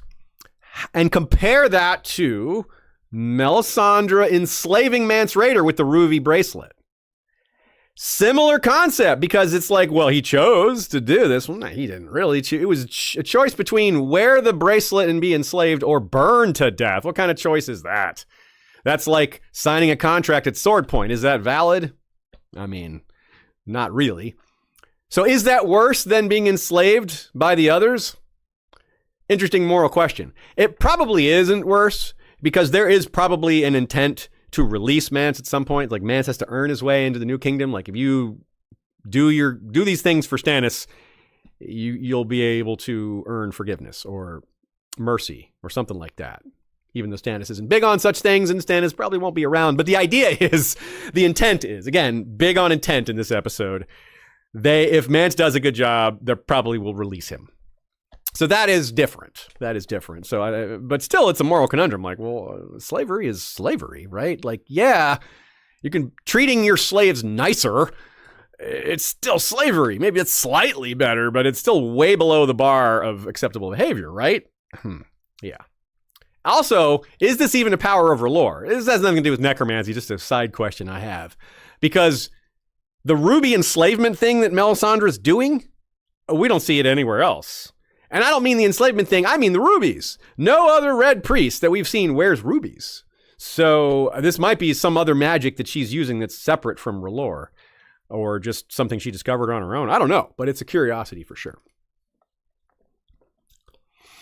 Carl Karsnark says, necromantic is the least romantic of all the romantics. That's right. Very true. Take out the neck and it's romantic. We have a patron that had that name for a little while. A necromancer. That's a vampire, right? A necromancer is a vampire, or a teenager, or a teenage vampire. Yeah. It's all those things. It's funny when teenagers and vampires come together. Not that kind of coming. Gosh, dirty minds, y'all. Okay, no, I was right there with you. Kirsty Angel says, I think Dorne, with the last 2 letters placed at the front spelling Endor, is a play on the necromancer witch of Endor. Ah, that's funny. Yeah, because Nymeria is a witch queen of Dorne. Necromancer witch of... that's cool. Right on. Dorne, Endor. Yeah, that's cool. It's an anagram. That might be one of those where George didn't even realize he was doing it. Because he does that. We've discovered through our interview with him that sometimes he just does these things subconsciously, and it's not an intentional thing that he's doing, but it still works out that way. That's cool. Good catch, Kirsty Angel. I like that. Dornish Dame says, the distinction for me between Lady Stoneheart and Jon is that Lady Stoneheart died and then rose. There was a gap. With Jon, I think his consciousness continues in Ghost. And so there's a through line to the other side. That's a good point. That leaves out the possibility that just his brain is going to decay and maybe things don't work as well because of medical reasons. The cold might help with that. But I'm not arguing, though. I think it's a great point. Like his conscious, his soul will not be interrupted. It's the body, though, might be a problem. Well, certainly you're right. Cold preserves, water rots. Like Catelyn had the worst circumstances for her body, right? Like she was in a river. That's a very good point. It's not just how Jon's preserves. This Catelyn's is really bad. Like her scenario was awful. You can see why Thoros was like, no, I'm not bringing her back. Are you kidding me? That's awful. Like, why did you bring me back? I'm in such pain. Guilty Undertaker says 3 days dead, like Jesus. Oh yeah, Catelyn was 3 days dead. Oh, I never caught that. That's similar. Catelyn, you heard it here first. Catelyn is Jesus. Cat Jesus. Guilty Undertaker, good name for this topic. Are you a necromancy? Is that why you're guilty? Dornish Dame also says, have always wondered if Jon will rise on the third day as well because of that comparison. Would also be an interesting contrast to Catelyn and Lady Stoneheart. Those two, Jon and Catelyn, with their opposing personalities in some ways. Well, really just her. He's not really against her, but yeah, it would be a neat little coincidence. If 3 days, that's just the time it takes in Westeros, the standard. Appreciate the comments, y'all. I always really love to hear feedback from you guys. We've been doing this a long time, and it never ceases to be important for us to hear from you all and for us to get your support. It's vital. I mean, we can't do this without you guys. It's like, what's a podcast without an audience? Like, we're just talking to ourselves about A Song of Ice and Fire. Why would we bother to record that? Why would we put it on video? So we do really appreciate that. It's I don't say it enough, or maybe I do, but I don't think I do. I like to be appreciative. I think that's a good energy to put out there into the world. And you all can do the same by supporting us on Patreon if you'd like. You can also just leave us a review or tell your friends, support can come in many different ways. But if you do want to offer financial support, that's the best way to do it. Patreon.com/HistoryOfWesteros. You can also sign up on Spotify. If you listen on Spotify, there'll be a link in the description to any episode. And you can follow us directly on Spotify as well. 2 ways to sign up. Or from our website, there's a variety of ways to support. We really do rely on that. Most of our income comes from y'all. We do get sponsors. We get some money from Spotify here and there, but the majority of our income is Patreon. So that's really important. So yeah, once again, patreon.com/HistoryOfWesteros. We hope you decide to sign up, take advantage of all the benefits. We got bonus episodes, quite a few now, too many for me to list, and lots of things to participate in, like voting and getting advance notice on schedules and things that we're doing, like trips that we're going on, conventions, etc. Lots of insider information apart from the bonus episodes. So yeah, we hope to see you over on patreon.com/HistoryOfWesteros. I hope to see you on patreon.com, but I also want to say Aziz is not wrong that leaving us a review is also very valuable. And so if you have the inclination, not the money, but you have the time, then just write us a positive review. Yeah. The way I like to do it, we support 5 to 8 to 10 podcasts at any given time, and it's the ones that I listen to the most. If I find myself my top 3 to 4 or 5 podcasts, if those are the ones I support on Patreon. So that's how I do it. Yeah, your mileage may vary, but I think that's a good way to do it. Let's talk about the Drowned God. The very conception of the drowned god is somewhat undead in nature. It's a god that drowned. That sounds dead. Now, death works differently for deities, right? They aren't bound by the same laws of life and death, but drowning would change you if you lived through it. Let's get a nice example from our drowned priest POV. Quote. I just want to say I have a cat right here purring. I was hoping it could be on camera or on mic, but okay, let me move him out of the way. His drowned men formed a circle around the dead boy, praying. Norjen worked his arms whilst Russ knelt astride him, pumping on his chest, but all moved aside for Aeron. He pried apart the boy's cold lips with his fingers and gave Emmond the kiss of life, and again, until the sea came gushing from his mouth. The boy began to cough and spit, and his eyes blinked open, full of fear. Another one returned. It was a sign of the drowned god's favor, men said. Every other priest lost a man from time to time, even Tarl the thrice drowned, who had once been thought so holy that he was picked to crown a king. But never Aeron Greyjoy. He was the damp hair, who had seen the god's own watery halls and returned to tell of it. Rise, he told the sputtering boy as he slapped him on his naked back. You have drowned and been returned to us. What is dead can never die.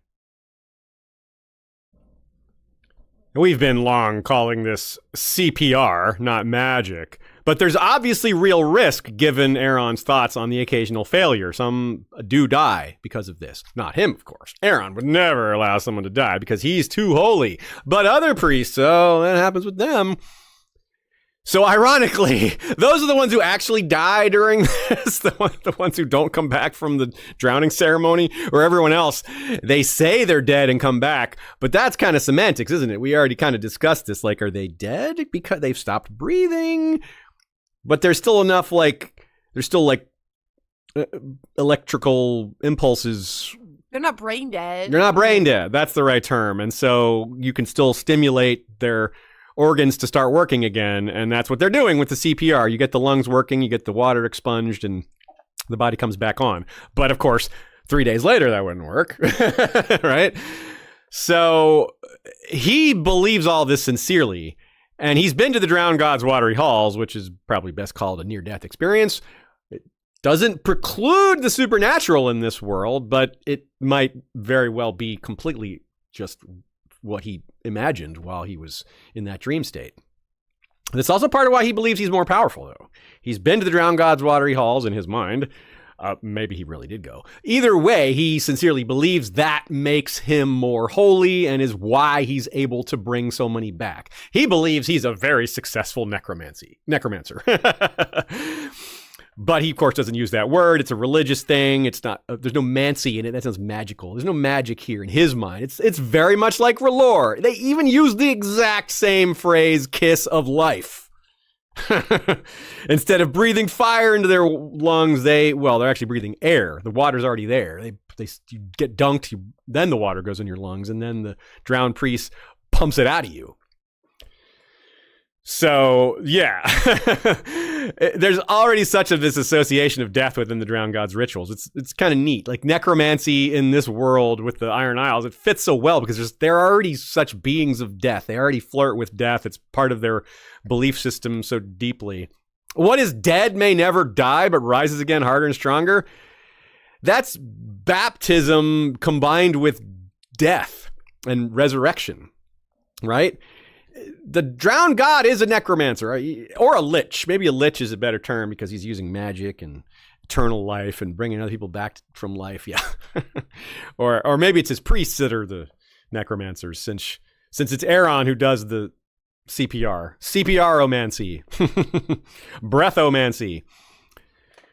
So that's a great example of George finding another way to explore this concept on the margins, the idea of life and death. Well, when do you die? What is death? What is brain death? What does that look like in a low science environment where they don't even have the concept of brain dead? They don't know what that means. The concept is for us, for people in the modern world that have a basic understanding of science. They don't. They think their deity's already dead. That's what the Drowned God, that's what that phrase means. What is dead may never die. If you're already dead, you can't die. They kind of think of themselves as an entirely dead race. All the Ironborn are dead under their belief system, plus their god. Yes, it's a very necromantic environment, even though they don't use that word. There's actually a little bit of talk of reincarnation on the Iron Isles, but that's a different story. We'll save that for some other time. It's related to skin changing, sort of. Now, a lot of Ironborn culture is, of course, inspired by Norse myth, which has plenty to say on life, death, afterlife, and rebirth. Well, like all myth cycles do, really. But some of these things are distinctly Norse, right? Like the goddess Hel is said to be half alive and half dead, which is, that kind of fits with a lot of how we perceive the Ironborn and their drownings and all that. One thing George did, though, was he flipped the monotheism, polytheism aspects of it. Norse myth, of course, is a polytheistic religion, but he made the Drowned God, Storm God, a monotheistic or dualistic religion, two warring gods. So it kind of flipped it by the seven, right? Like the Christianity-based religion sort of has a pantheon, although they're really aspects of one god. And the Norse-based religion is, instead of polytheism, it becomes one god. So that's kind of the ways he changed it. But to get back to the focus here, the idea that George is playing with notions of life and death within this, while toying with the idea of necromancy is a really clever thing. I think it's right up there with the way Thoros perceives it, and some of these other things that are just really create a lot of conflict for the characters, or at least for the world. Here's a guy that probably didn't have much conflict, was probably all about it. He's like, yeah, this is power, I'm using it. This section is called The Reaving Necromancer. It's a particularly fun and terrifying example set amongst several other nearly as cool sounding examples. Quote, many legends have come down to us through the millennia of the Salt Kings and Reavers who made the Sunset Sea their own. Men as wild and cruel and fearless as any who have ever lived. Thus we hear of the likes of Torgon the Terrible, Yorl the Whale, Dagon Drum the Necromancer, Hrothgar Pike and his kraken-summoning horn, and Ragged Ralph of Old Wick. Kind of feels like Ragged Ralph got the short end of the nickname stick there. The stick name, yeah. Yeah, it's kind of reminds me of Wreck-It Ralph, which, I mean, he's awesome, but he's not terrifying. So yet another mention of the Kraken summoning horn, something I wish I had, even though I live nowhere near the sea, which, hey, that's how I know there would be no consequences for me. Dagon Drum, though, is the one we care about today on that list. And look at this picture of him. Does that look familiar? Picture Dagon Drum and picture Sean Pink. Oh, look at that. It's the same guy. That's right. You heard it here first, y'all. Sean Pink lived in the Age of Heroes, and he was a necromancer. Dagon is a Lovecraft reference in this case. Dagon was also a ancient Syrian deity, but George doesn't seem to be borrowing from that. He seems to be borrowing from H.P. Lovecraft because Dagon, the story Dagon, written by H.P. Lovecraft, is the first appearance of the Deep Ones, those undersea dwelling, ancient, terrifying race that impregnate humans, who make half human hybrids that start off as human that slowly grow into Deep Ones and return to the sea. So that is more along the lines of what we're dealing with here. Certainly there's lots of H.P. Lovecraft influence all over the Iron Islands. More on him in a bit. He's part of the influence here, but let's stick with House Drum and Dagon Drum for a minute. They come from Old Wick, the drums, which is the holiest of the Iron Isles, and the first one to be populated by first men, which may have something to do with why it's associated with such an ancient form of magic, at least in this one case. Because, as you'll see throughout the rest of this episode, there are quite a few other examples of necromancy throughout history, and a lot of them are not only in really ancient Westeros, but a lot of them are towards the west, curiously enough. Now, House Drum has a Valyrian steel blade called Red Rain. It was won for their house by a man named Hilmar the Cunning, but they didn't have it back in this time. It would have been really cool for Dagon Drum to be a necromancer wielding a Valyrian steel blade, but Valyrian steel didn't even exist back then, let alone exist in Westeros. Valyria didn't even exist back then, so yeah. Now, we don't know the words of House Drum, but we have their sigil. It's a skeletal hand on red. That's fairly fitting for the necromancer idea, isn't it? So let's imagine how this would have worked. Dagon Drum had a rather novel way of taking thralls, I suppose. He could capture living people, of course, the standard Ironborn way of taking thralls, like a proper Ironborn Reaver would. But this guy apparently could also raise the dead and make them thralls that way as well. It's rather fitting, to be honest. I mean, Ironborn killing, you get to take thralls either way. This is very much the Ironborn way. Did you kill that thrall yourself? Did you pay the iron price for that dead body? You can't raise the dead bodies of people someone else killed. That's not a proper Ironborn necromancer. Is he an example of someone that when he died, all his thralls dropped dead too? Became lifeless. I don't know if drop dead is the right phrase, but stopped working? Good question, but I have no idea. The being I'm tempted to think of in connection to this guy, to Dagon Drum, is Patchface. A being that seemed very much dead, whose body apparently had all the feel of a corpse to it, but somehow, by the power of the sea, I don't know, Maybe he came back. Patchface, of course, is also similar to Catelyn in that regard, where it's a body that was dead for a while before coming back. The difference here is, though, we have no idea what or who brought Patchface back. I mean, arguably, we don't really know what's bringing the R'hllor powers to work. I mean, is that really R'hllor? Or are they tapping into a magical energy that just exists and calling it a god? Well, either way, at least there's a name for it. At least they have a face to put on it. Patchface, we have no idea what the deal with him is. Who is the necromancer behind this event? Is it a god? Is it the deep ones? Is it just the magic forces of the world that aren't assigned to a specific entity? I don't know. But when Melisandre checks out Patchface, he's freaky. She's a little scared. She sees skulls around him and his lips are bloody. Yeah. So more on that some other time. Patchface is outside the full frame of this episode, but I had to touch on him at least a little because he is the undead, or at least worthy of considering as a member of the undead. And this example of Dagon Drum is probably the best example we have of the prologue, right? Meaning we have a being that kills others and raises them and adds them to their army, presumably. I mean, there's only one of him, not 7, but he goes into battle, kills people, and then raises them up. That's what the others did in the prologue and afterwards as well.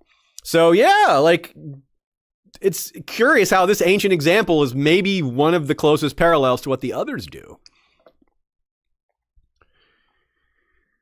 Let's look at some fictional influences. Starting off, as a fun notation, George R. Martin's favorite band is the Grateful Dead. Werewood is influenced by Grateful Dead member Bob Ware, and there's lots of other references to the Grateful Dead throughout George's work. So that's kind of fun.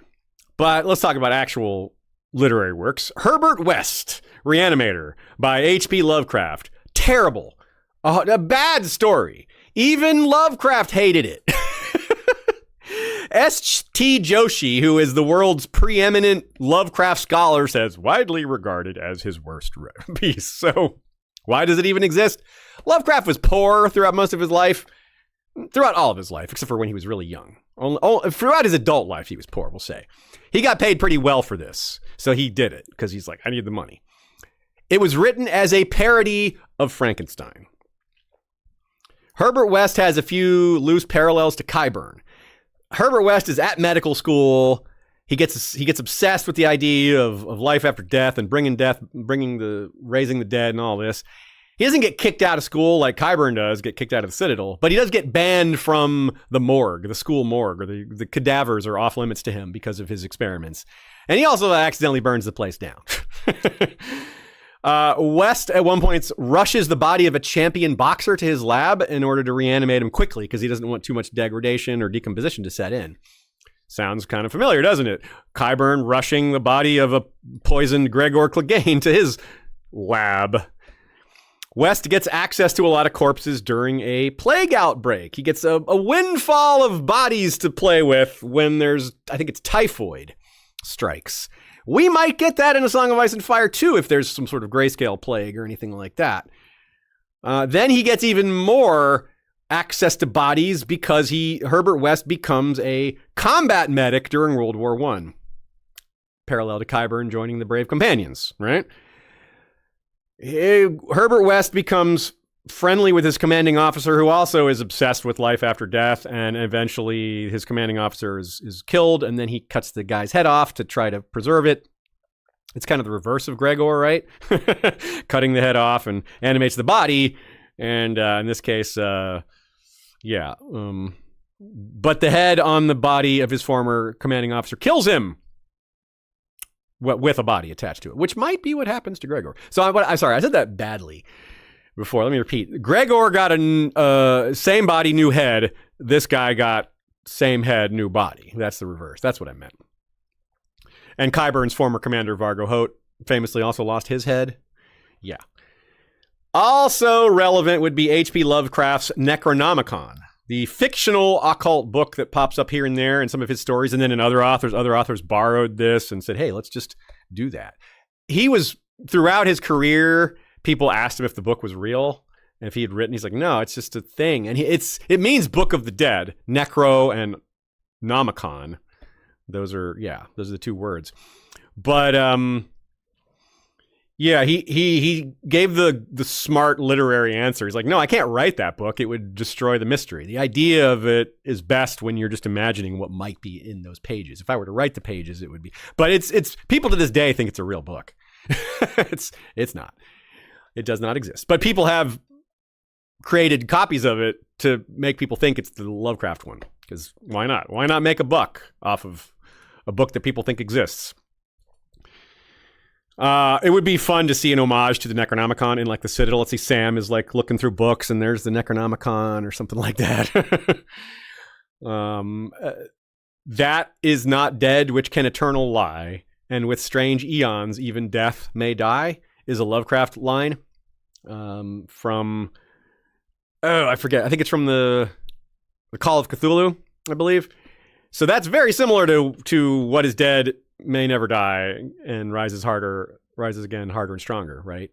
It's also, that line is also in the Metallica song, The Thing That Should Not Be, off of their Master of Puppets album. Now, Frankenstein by Mary Shelley. That's, of course, as I just said, Herbert West, Reanimator by H.P. Lovecraft, was written as a parody of Frankenstein. So yeah, again, he didn't even take it seriously. He just got paid for it. But he liked Frankenstein, of course. He didn't parody it because he didn't think it was good. No, he loved it, like a lot of people back then did. And it was written over 100 years before Lovecraft's time. It's such an important book because it really set the bar for science-based things like this. Like before, this was a precursor to a lot of sci-fi. Frankenstein was, and it really flipped the script for the dead in novels. Frankenstein's monster is not a shambling monster. He is a thoughtful, intelligent, articulate being that is lonely and an outcast and has extreme emotions because of this. Like, who wouldn't be? Like, he wants to be part of society and live and learn and love and be like a regular person, but can't be. And so becomes violent and angry and lonely. And so it's a psychological tale of gothic horror. It's definitely gothic horror is the genre that it seems to fit most well in, even though it has such an influence on other genres like sci-fi and fantasy. Victor Frankenstein is deeply troubled by what he's done. The conflict within the story is rooted in him trying to undo what he's done. Very different than a Qyburn who has no worry or care about what his experiments might do to the world, or he has no concern. It's all for him to learn his own exploration, his own aggrandizement. That's what he cares about. And the closest thing we have in this world might be Thoros. Thoros is maybe troubled by bringing back Beric multiple times and is definitely too troubled to even consider doing it on other people, as far as we know. We haven't heard from the children on the existence of the others. The children might regret what they did. They might say, hey, we made the others, we regret that. That might be a good example of this concept. The children are the Victor Frankenstein in this scenario, where they had a good reason or thought they had a good reason for doing it, but in retrospect, oops, we shouldn't have done that. And let us recall how deeply ingrained the concept of resurrection is and was is what I meant to say, for Christian folk living in the time of Mary Shelley, which was like 1810, 1815. The ideas present in Frankenstein were pretty edgy, like the whole idea of beating death and cheating death and the otherization of people, things like that. It was a horror novel, so it was already kind of terrifying in that sense. But just these concepts made people uncomfortable. Also, they were uncomfortable by the idea of a female author, but there's the 19th century for you, and a lot of other centuries. So a lot of gender-based criticism at the time, but in some of that may have served to keep the discussion going on this book, which is now, it's to this day. It's obviously the people that ridiculed it or criticized it for being written by a woman were obviously very wrong, because the book still is massively influential. So yeah, take that, haters. Now, one thing that Shelley and Lovecraft had in common was that they were both suffered trauma as children or in their early lives. Like Lovecraft's father was committed to a mental institution who was 3 and died in that institution 5 years later. Then his mother had issues with her sanity. Mary Shelley's mother died from childbed fever 11 days after she was born, so she never knew her mother. But she had, both her parents were authors, so she had a nice literary upbringing. In Reanimator, they were truly bringing people back from the dead with fictional science, like over and over. Like that was part of the parody that just kept doing it over and over. And and it gets deeper into the nature of self. Like, is Frankenstein's creation mostly the identity of the person whose brain it belonged to? Like, if you take a brain out of one cadaver and put it in another body, whose body is it? Like, does it belong to the person whose brain it is, even though that brain is dead, but then revived? Or does it belong to the original holder of that body, even though the brain is gone? It asks a lot of really weird philosophical questions that we're not prepared to answer because these things aren't real. The nature of these things doesn't exist, at least not yet. Maybe it will one day. Not the magic, but the idea, but the ability to bring people back from seeming death after a longer period of time than we have now. After something longer than CPR, something longer than, flatlining for a few minutes. Maybe in the future it'll be longer than that. So this is weird questions. I mean, especially when you get into other things like the connection between the brain and the gut. We know a lot about that these days, that there's a big connection between your gut health and your brain. So in this brain body example of Frankenstein, the original body's gut has a big impact on the brain. These two things work together. Then is it actually two beings in this body? Is that the correct answer? Or is there just some new category we have to invent? George is aware of all these things. He's introduced some of these concepts. Maybe we just haven't seen the full extent of them. Sir Gregor is multiple bodies in one, in a sense. So again, Frankenstein considered by many to be a precursor to sci-fi, given Victor Frankenstein does everything via science. There's no magic or occult or supernatural at all in Frankenstein. It's all fictional science, aka science fiction, which is why it's a precursor to science. Science fiction. Yeah. Can I say a show that has an example of, I think, all the types of necromancy we talked about today is What We Do in the Shadows, which has the zombie type magic resurrection. It has the seance like Ouija board type communing with the dead necromancy, and it has a Frankenstein's monster, Cravensworth's monster, in the final season. You're right. So it truly has them all. Well done, What We Do in the Shadows. That show is so good. It had a good end. It's over now, but it had a great run. Yeah, it was a very satisfying run of a show, enough to binge. I highly recommend watching the TV show and the movie. Yeah, comment if you love What We Do in the Shadows. So one final bit about Frankenstein that is also a bit of a parallel to George R. R. Martin. It's that the story is presented as told by Frankenstein himself. In the Arctic, in the extreme north. He has pursued his creation to the extreme north, the northernmost point on Earth. So that's kind of cool. During the winter solstice in the Arctic Circle, the sun doesn't even rise. So it's a long night right there. As bad as Reanimator was as a story, it was actually quite successful as a movie, which underscores its impact. Because the ideas were interesting. It has like one of the first depictions of a mad scientist. The mad scientist genre didn't really exist prior to that. It was also one of the first depictions of raising the dead with science rather than with magic or deities. So as far as a movie goes. So that's kind of ironic there that it has all these things in it that this is why we talk about Frankenstein and Reanimator together. Because if you think about Frankenstein and all the depictions of Frankenstein later, it's almost always mad scientist stuff. Which is not the original version. The original Frankenstein, he was not a mad scientist. He was maybe using some pretty mad science. But as we said, deeply troubled by what he had done and spent his life trying to undo what his mistakes caused. So that's not at all like how Frankenstein tends to be depicted. Not only is Frankenstein depicted as a monster or as an automaton or as not intelligent, but Victor Frankenstein is portrayed as a mad scientist, which neither are the originals. Lovecraft's version as a parody is the kind that people tend to run with and sensationalize. Maybe that's got more of an appeal to a mass audience, but I like to point out what the originals were. But, people are allowed to enjoy whatever they want. So this is our very good examples of what influenced George, I think. I spent a little more time on this section than I intended, but whatever. It's cool. It's fun. Polar opposite examples for both the results of and the practitioners of scientific necromancy. We have someone who kept at it until it killed them in the case of Herbert West, and another determined to undo what he had done, even if it kills him. He'll go all the way to the extreme north, the Arctic Circle, to face what he's done, even if it ends his own life. Whereas this other guy's like, I don't care. I'm just going to keep on reanimating.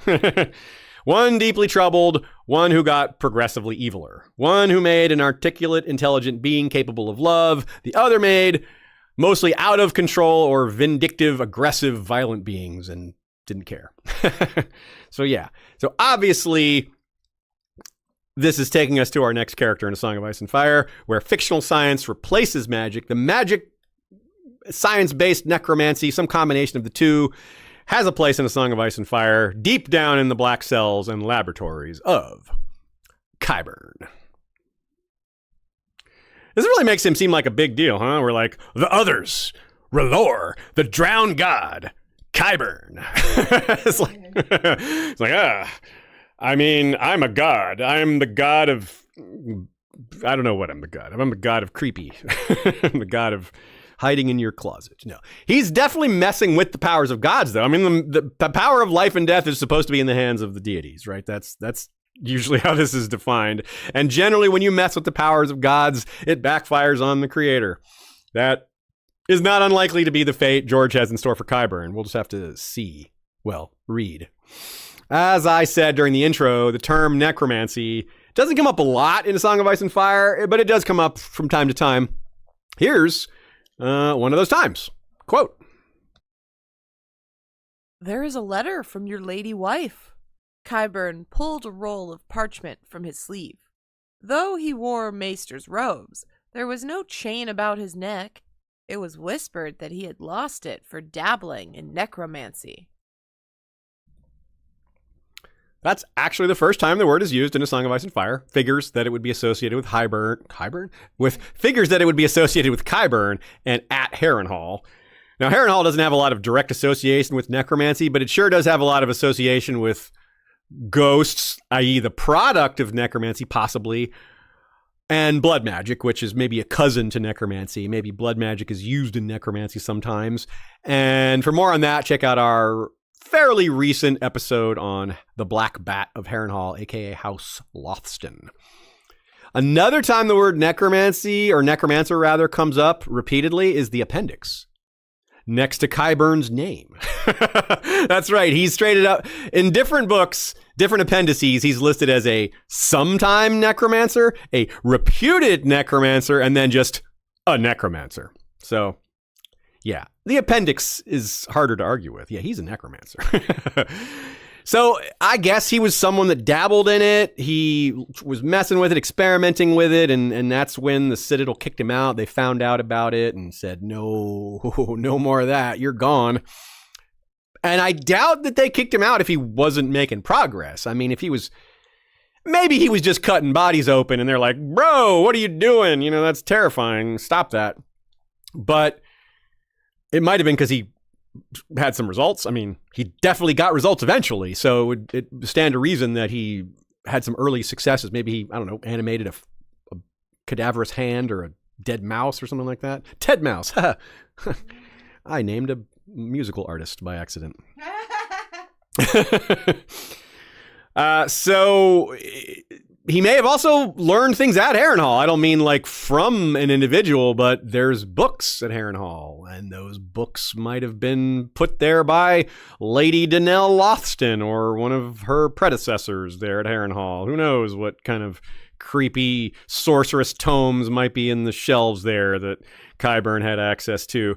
And whatever books are at the Red Keep, he also now has access to those. And then he got to set up his laboratories in the Black Cells, thanks to Cersei, and is learning more as we speak. Yeah, even right now. That's right. Another semantical question in line with some of our previous ones is, was Sir Gregor actually ever dead?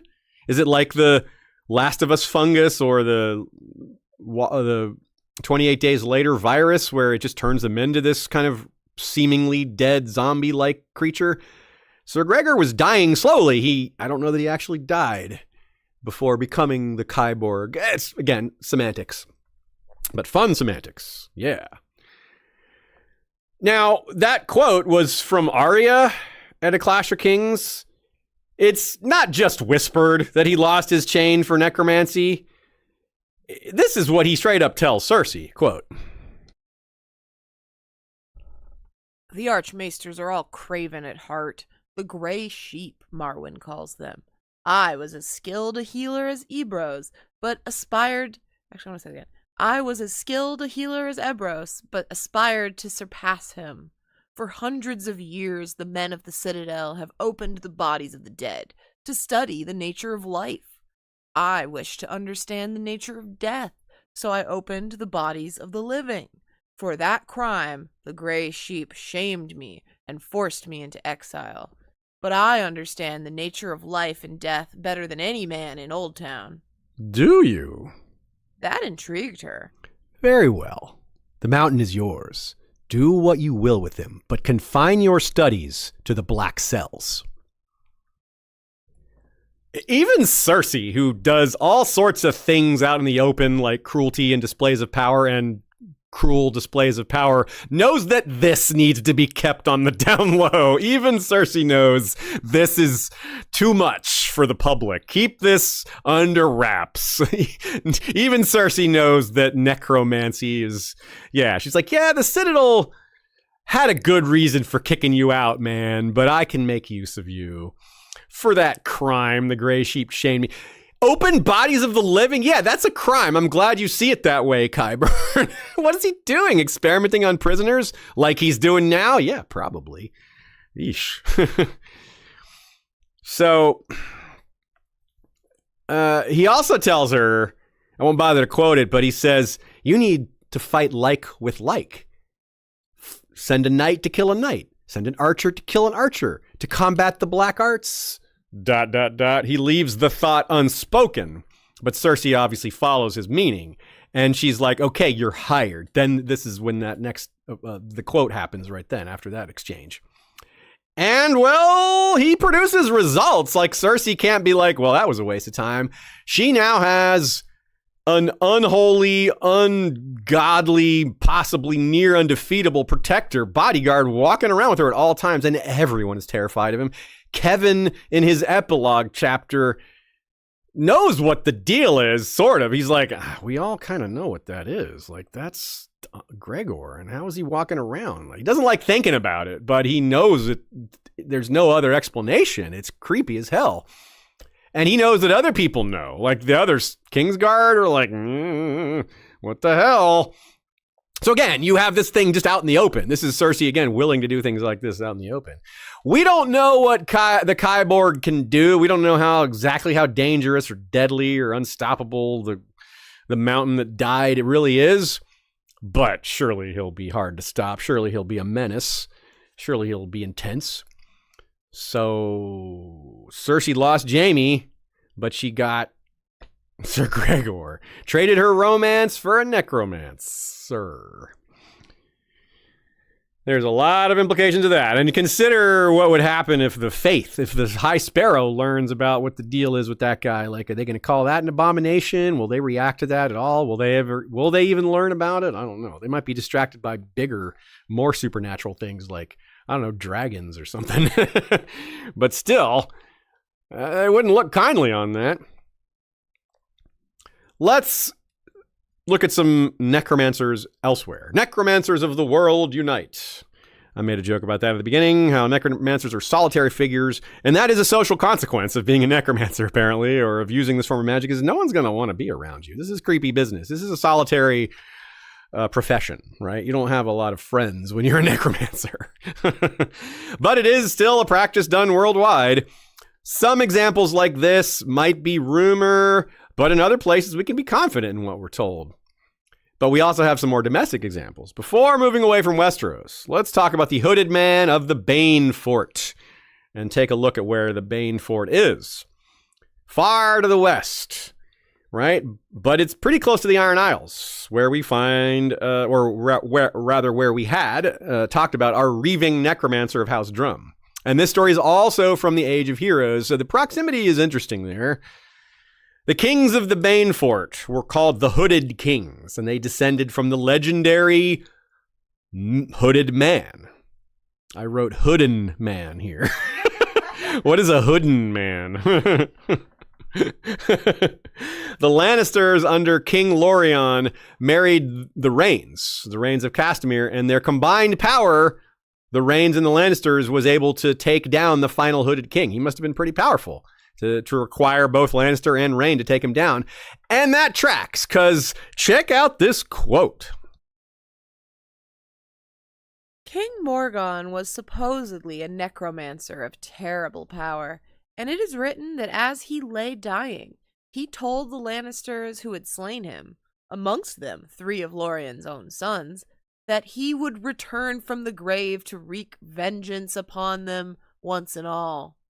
To prevent that, Lorien had Morgon's body hacked into 100 pieces and fed to his lions.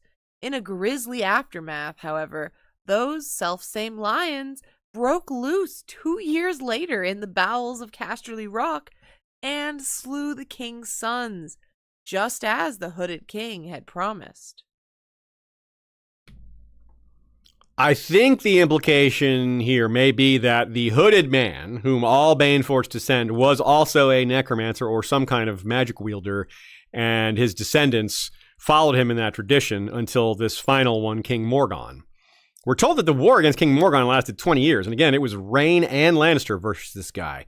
So that's a lot, but it also says his thralls. They fought against his thralls. That's another reason I make this Ironborn connection, because the term thrall is used, but these are probably undead thralls. These are his undead army is probably what's being spoken of here, which is like, whoa. And that would be why it took 20 years to defeat this guy, because he had undead soldiers. And they might have had to be killed multiple times in some cases, if not face their former friends. Kill a Lannister or a Rain soldier, turn them and make them a soldier on your side. Did the people of the Age of Heroes who dealt with necromancers like this guy or other ones, did they learn anything from it? Was that knowledge passed down to those who fought against the others later in the Age of Heroes? Again, that's an important reminder. Necromancy predates the others. And this is an example. The Hooded Man of the Banefort predates the others, predates the Long Night. So were these sorceries originally the product of some other magical society and then passed on to people in Westeros? Maybe they originated way back in the Great Empire of the Dawn and circulated in various places throughout the world, ended up in the ancient magical realm of Old Town, which we also have on our list to discuss here. Maybe the children actually learned this sorcery from another land. Maybe people who came to Westeros taught them these necromantic skills that they used to in turn make the others, right? They may have learned some of the sorcery that resulted in the others from elsewhere, from some other tradition, from some other realm. It may have come to Westeros to teach them that. I'm not saying the children went elsewhere to learn, but we know of, or at least have heard of, magical swaps at Old Town, way back in the day, or at least the notion of that possibility. As for Morgon's revenge, the whole story of the lions breaking free and killing him after he promised that curse, I'm not sure that's a necromantic thing. That's just a different form of magic or just a clever story.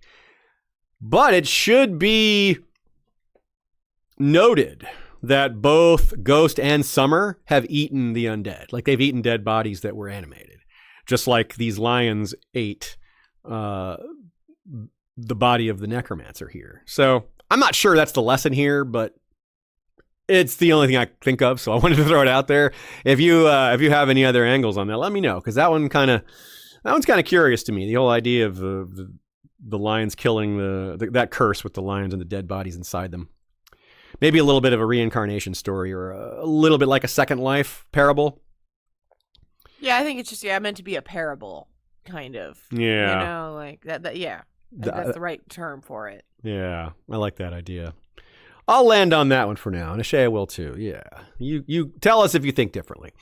It's also hard not to think of the Necromancer from Lord of the Rings, who was actually Sauron in disguise, because George being such a huge fan of Lord of the Rings. Also, Morgoth was the original Dark Lord, and Sauron followed him. Morgon sounds like their names mashed together. Morgoth, Sauron, Morgon, right? Mm-hmm. There's also reference, George has said this, to the Marvel superhero Black Hood, whom we also talked about in our Lofton episode, because there's Manfred of the Black Hood. So George apparently wanted to do this twice. Also, take a look at their sigil. I mean, it looks like the Hooded Man. You can see what he's going for here, but it also looks like the Nazgul, which are the ring wraiths from Lord of the Rings, because they have hoods, but you can't really see what's beneath it. So yeah, that fits. That vibes. George is a fan of the Nazgul.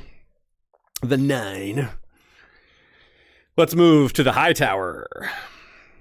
The High Tower, as I was alluding to in this previous section, is associated with all sorts of ancient magics back in the day, and some of those might still be lingering. It may still have books on the shelf and practitioners within that have some idea of these old magics. So magical double whammy here. We have current, we have ancient, we have magic, and we have the Citadel. Check out this, though, buried deep in the appendix of A Feast for Crows. Quote, "The High Towers were instrumental in the founding of the Citadel and continue to protect it to this day. Subtle and sophisticated, they have always been great patrons of learning and the faith, and it is said that certain of them have also dabbled in alchemy, necromancy, and other sorcerous arts." Notably, this is the A Feast for Crows appendix, where Qyburn is most active with his experiments to create Sir Robert Strong in the form he is now. He was, of course, whisked away at the end of A Storm of Swords, and it's throughout Feast for Crows where the experiments are taking place. So, of course, it fits that these topics would be raised in multiple places, because that's what George likes to do. He likes to bring up something that conceptually fits with another plot line in unrelated POVs, to add to the world building kind of obliquely or subtly or sneakily. This reminds us, this potential connection to Qyburn. If there's books on necromancy in the Citadel, you can guarantee the High Tower has those too, or at least has access to them. The reverse may not be true. The High Tower may have some of the rarest, most hard to find, most obscure books for themselves. They may not keep some of those in the Citadel, the ones that may contain items of real power or knowledge that they do not want to share.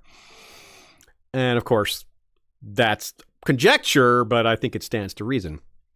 So, and I'm talking again, very specifically about forbidden knowledge.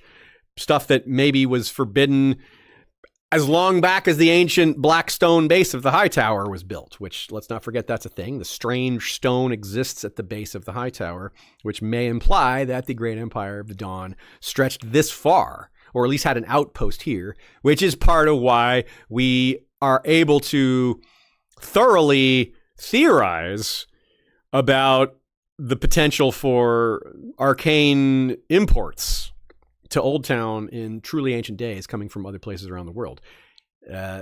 Perhaps to learn and merge with the magic of the children. Like, well, this is an arcane land. There's things we can learn here. I want to learn about werewoods, heart trees, the magics of Westeros, and someone that's already experienced in that from other continents. Yeah, well, that's the kind of knowledge they would pursue. Could Sam, as our person on location, learn about the nature of this magic? Could Sam find books on necromancy? Could he find books on the others or related concepts that help defeat them? Like we talked earlier about methods of breaking the undead spell, of stopping the undead,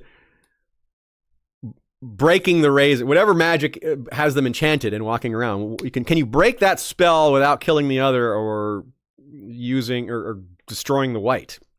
If so, it might be written in books that are in the Citadel, place where knowledge survived. I mean, it might also be at the Citadel at Castle Black. I mean, the library at Castle Black or the High Tower or the Red Keep. These books might exist is the point. And I feel like but since it's Sam at Old Town, he's the book guy. He's the POV we're most likely to see that stuff through. So it stands to reason that it would be in Old Town that this happens. Like, yeah, how to stop necromancy, how to explain it, things like that. These are all potential books that Sam could encounter. And given that Euron is not unlikely to attack Old Town, possibly even take it, well, that opens up a whole nother bag of worms, whole more set of opportunities. If Euron captures books or arcane knowledge like this, all bets are off, right? What could he do? What could he do with necromancy? Like, of all the people in this world that would have no qualms with using necromancy, he's one of them. He would be like, yeah, can I do that? I want an army of the dead. That sounds awesome. Can I have dragons and an army of the dead and summon krakens and do mushrooms, do psychedelics? Can I do all that? Euron says, yes, Euron, be our guest. Let's move on to the free cities. Here's another example from the history of Volantis. Quote, blessed with a magnificent natural harbor and an ideal location at the mouth of the Rhoyne, Volantis began to grow rapidly. Homes and shops and inns spread up the east bank of the river and into the hills beyond the Black Walls, whilst across the Rhoyne on the west bank, the foreigners, freedmen, sellswords, criminals, and other less savory elements threw up their own shadow city, where fornication, drunkenness, and murder held sway, and eunuchs, pirates, cutpurses, and necromancers mingled freely.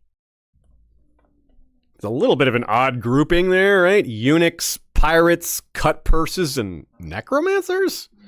Huh. It's a lot of necromancers, or they're a very powerful minority, you know? They're just, like, numerically speaking, there's probably a lot more of the first three groups, a lot more cutpurses, pirates, and eunuchs.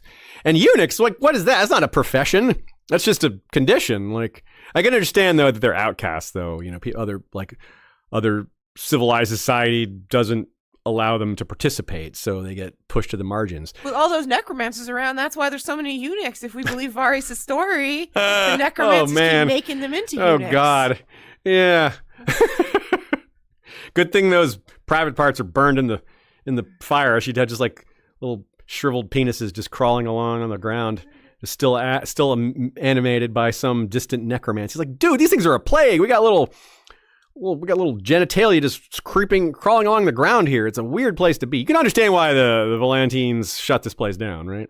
But no, it's weird, right? You got this combination of outcasts. These are people who operate on the margins of society. Eunuchs have no choice. Cutpurses, maybe they come from poor upbringings and have to fund their life through crime. Pirates, similar, you know. Necromancers, though, this is like you have intentionally made yourself an outcast. You were not necessarily born into this. Like, how did you get arcane knowledge if you were born in the gutter?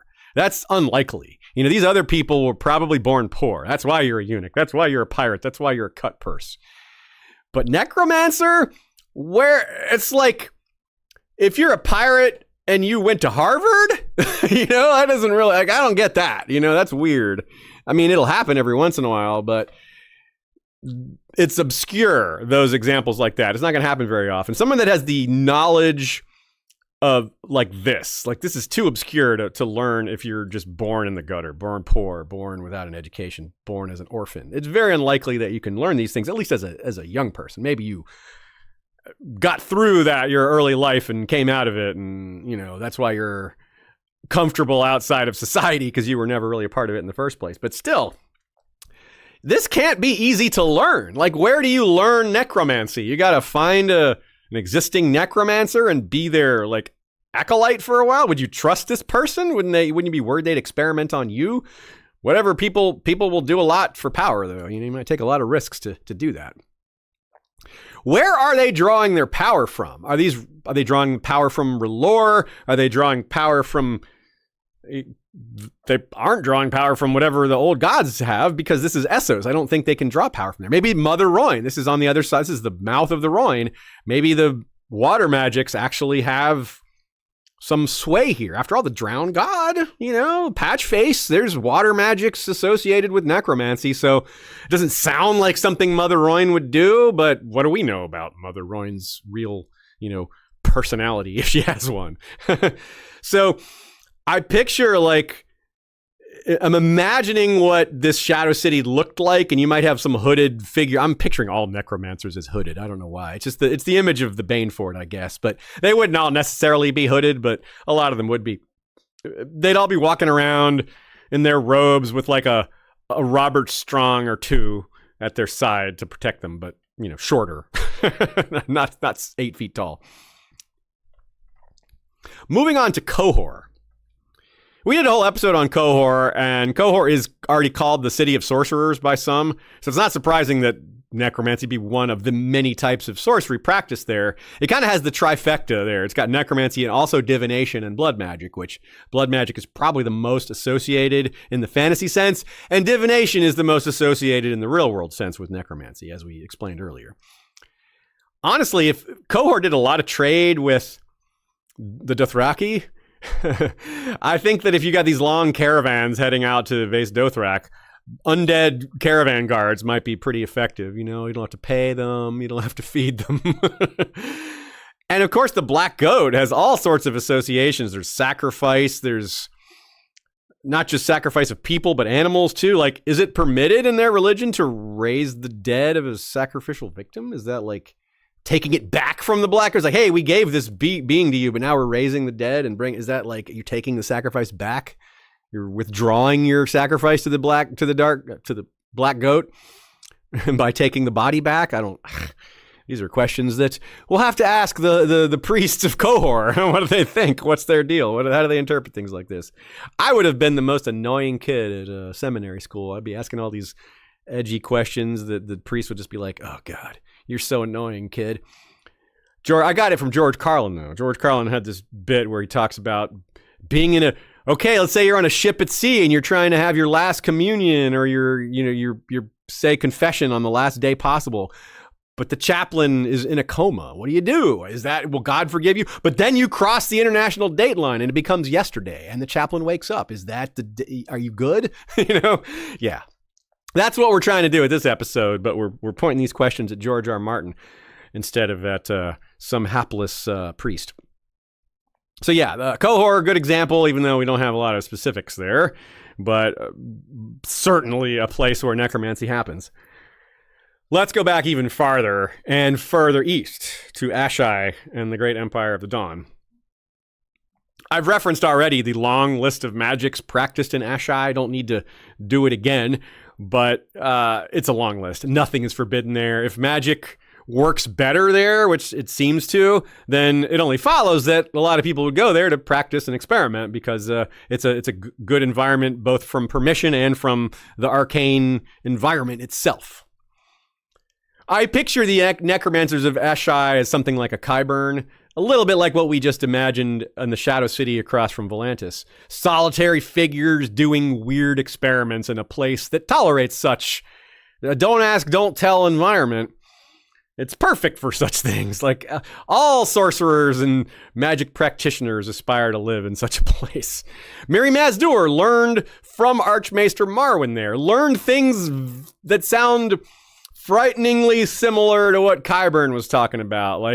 Not necromancy, but related to necromancy. The secrets of the flesh, the secrets of the dead that you learn by experimenting on the living. That's the kind of thing that I think Mirri Maz Duur was alluding to without saying, that Archmaester Marwyn as well might have participated in or been at least okay with. Because remember that Qyburn quote. He refers to Marwyn and how Marwyn also calls them all gray sheep. He's not going as far as saying Marwyn agreed with me that it's cool to cut open bodies to experiment on them. But he did not say that either, so it's on the table. The spell that Mirri Maz Duur used on Drogo, a little bit necromantic, perhaps. He didn't die. It's another kind of semantical argument. He was never fully dead, but he may have been effectively brain dead or something like that. It seemed to involve maybe a combination of necromancy and shadow binding. Again, the semantics are hard to parse here. Is the nature of necromancy animating the fleshless with no concern for the soul? Is the soul trapped within, or does it depart at death? These are questions that real world religious scholars have debated that have a place in this environment as well. Yeah, like if the soul departs at death, perhaps those are converted to their half-dead state, have theirs trapped. Like, was Drogo's soul still in his body when he was in that half-automaton state? Certainly the Ironborn, who are drowned for a few seconds or a minute or two, their soul probably doesn't go away. I'm only assuming that souls exist in Westeros. They probably do. But yeah, I mean, these are interesting philosophical questions for how this all works. But getting back to Asshai and the Great Empire of the Dawn, this connection between those two is something we've explored at length. It may be that the Blood Emperor's betrayal, he broke the cycle and engaged in necromancy. It was part of his betrayal, worshiping the black stone that fell from the sky and engaging in dark arts, including necromancy. This may be what made Asshai what it is, like the curse of Asshai, the shadow, right? If you want more on those, we have an episode called Asshai by the Shadow and The Shadow by Asshai. So those both delve deeper into that concept.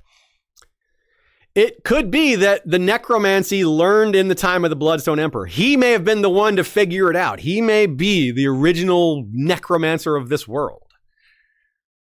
And his experiments, his spells may be the basis for all necromancy after. What he learned may be what spread elsewhere. Because the Great Empire of the Dawn had such expansive hold over the world, as far as we know. Like, they were bigger than Valyria in terms of how much they dominated. So if they had this as part of their knowledge base, it may have spread to the many places that they ruled. Maybe it spread through normal channels. Maybe it was forbidden, because it was forbidden, right? Even then, even 10,000 years ago, what the Bloodstone Emperor did was considered forbidden. So maybe it was forbidden. Rather, maybe that's evidence that it existed before him, that he was tapping into powers that were even more ancient than he was. Or maybe it was just considered forbidden because it was related to previously banned magics. Or maybe it was forbidden afterwards, and the histories don't know which happened first. What came first, the banning or the necromancy? Necromancy's never been cool, kids. Don't be a necromancer. No, I'm sorry. It is cool. It's very cool, but don't do it. It's only cool in the confines of the story. So he may have started it. Maybe the things he started were expanded on by later necromancers. The Bloodstone Emperors, like their guy. He kicked it off, and they expanded on what he started. Here's another one, extremely far to the east, not nearly as well known as Asshai and the Great Empire of the Dawn, but pretty cool and creepy. Nefer. Quote, "Only one port of note is to be found on the Shivering Sea east of the Bones. Nefer, chief city of the kingdom of Nagai, hemmed in by towering chalk cliffs, and perpetually shrouded in fog. When seen from the harbor, Nefer appears to be no more than a small town, but it is said that 9/10 of the city is beneath the ground. For that reason, travelers call Nefer the secret city. By any name, the city enjoys a sinister reputation as a haunt of necromancers and torturers." It always seems like it's a common rumor about these faraway cities that they have necromancers in them. And this is another really crazy, creepy association. Necromancers and torturers. Okay, torture them a little too much. Accidentally go too far and kill them? Well, then bring in the necromancers. Just get right back to it. Yeah. Bring you back to life to torture you some more. What a horrible existence that would be. So this stands as a comparison to the prior comparison of eunuchs, cut purses, pirates, and necromancers. Now we have torturers and necromancers. All these different pairings here. So beneath the city, that's extra creepy though. This city beneath the city that makes up most of the city, 90% of it. So much could go on down there, and I know that's what George is intending with this. He's like, what could be happening deep down in those dark underground places. Catacombs, buried dead, hidden tombs, and hidden arcane experiments, especially the necromantic sort. Yeah, you better believe it, friends. That's what's going on in Nefer, assuming any of this is remotely accurate and we don't have much reason to think otherwise. Ngai used to be a much larger and more powerful kingdom. It's shrunk over time by the Jogos Nai. I can't imagine why. And they're like, yeah, let's destroy that place that's a haunt of necromancers and torturers. I'm sure they're cool with that. Yeah. Maybe if you exported some decent things or had a better reputation, the Jogos Nai wouldn't mess with you so much. Yeah, they might still, but I'm cheering the Jogos Nai on in this example. Take down those torturers and necromancers, will you? To close things out, let's look at a few aspects of all this from a higher level. In terms of a recurring form of magic throughout the world, it's pretty common in terms of a thing that's rumored or talked about, even if it's just a small minority in a lot of these places that just really draws a lot of attention. For a world that George keeps kind of low magic, there's a lot of necromancy and necromancers, and I think that's because it's this thing that I said at the beginning. It's a conflict magic. It's conflict sorcery. It creates conflict both with the users and the people around it that are affected by it. It's the cost that George associates with it is moral, ethical, and social. Again, I talked before, like, necromancers don't have like friends. That's an antisocial thing to do. Morally, ethically, well, that's part of why people don't want to associate with you. It's troubling. It's dark. It's potentially very evil. It's a concept we introduced at the beginning. Like, where are the good necromancers? They don't really exist. They're only people that occasionally use necromancy for good in extreme circumstances, which we've had several examples of, maybe throughout this episode. Since some of these are not fully played out, that's why I have to throw the maybe in there. So as much as George doesn't love the former, which is, telekinetics and lightning bolts and fireballs, things like that, he loves this stuff where it's magic that puts the human heart in conflict with itself, or it's the undead heart in conflict because someone else is in control. I don't know. It's hard to explain, isn't it? And given that magic seems to ebb and flow in the world and that we're in a peak or entering a peak, we might see more necromantic magic. We might see it work better. We might see Qyburn's success built on by other people. Other people might try this, and it's like, well, now this is going to work. Thoros is accidentally raising the dead. What other accidents and mistakes and oops, wow, that works kind of things will happen in places elsewhere in the world? That might explain the others returning at all. Is it a chicken and egg thing? Well, the others returning is part of why magic returned, or is it the returning of magic that's helping to bring the others back and their associated magics? If the others are back, then so is their necromancy, their version of it. Yeah, Thoros accidentally wielding great power, and that power passed on by its recipient. These are strange times that even the characters in world don't know entirely how to wrestle with it all. So it's neat how George has kept necromancy prominent on the fringes of the world, far away in places like Asshai and Nefer, but very consistently, which I think is great setup for the rest of the story, in which it seems to be popping up all over with the others, with the Ironborn, with Relorists, and maybe even with the Children of the Forest and with Cold Hands and things like that. So to think that there might even be more versions of undead magic, of necromancy that we haven't even seen yet is something we should consider. There may be enough already, but there might be more. I mean, with magic peaking, who knows what other forms of magic or long gone forms of magic might be around or return. People like Thoros might realize they can do this and they won't have Thoros' restraint. Like, Bonero was all about it. He's like, yeah, everybody's going to be alive again and living the eternal summer. It's going to be great. Thoros is the exception. He's like, I don't know about that. So yeah, there's got to be places in the world of A Song of Ice and Fire that necromancy happens that we don't know about. The histories don't tell us because they've successfully concealed it. Just as there are rumors that may be unfounded, there are places that escaped scrutiny. Maybe in a place like Lang or in Yi Ti. Those weren't mentioned. Do they have necromancy in Yi Ti? Probably, but it isn't mentioned. It might be banned. It might be looked on differently. I don't know. Definitely there's lots of magic associated with that place, but this specific one has escaped mention. But it's a good example of where there could be more. Dornish Dame says, so what the quote told me is the Lannisters have a habit of falling foul of prophecies they've tried to avert. Oh, yeah, very good. That's a great point. We're referring back to the prophecy of the Morgon Banefort, who said that the sons who killed him would also die.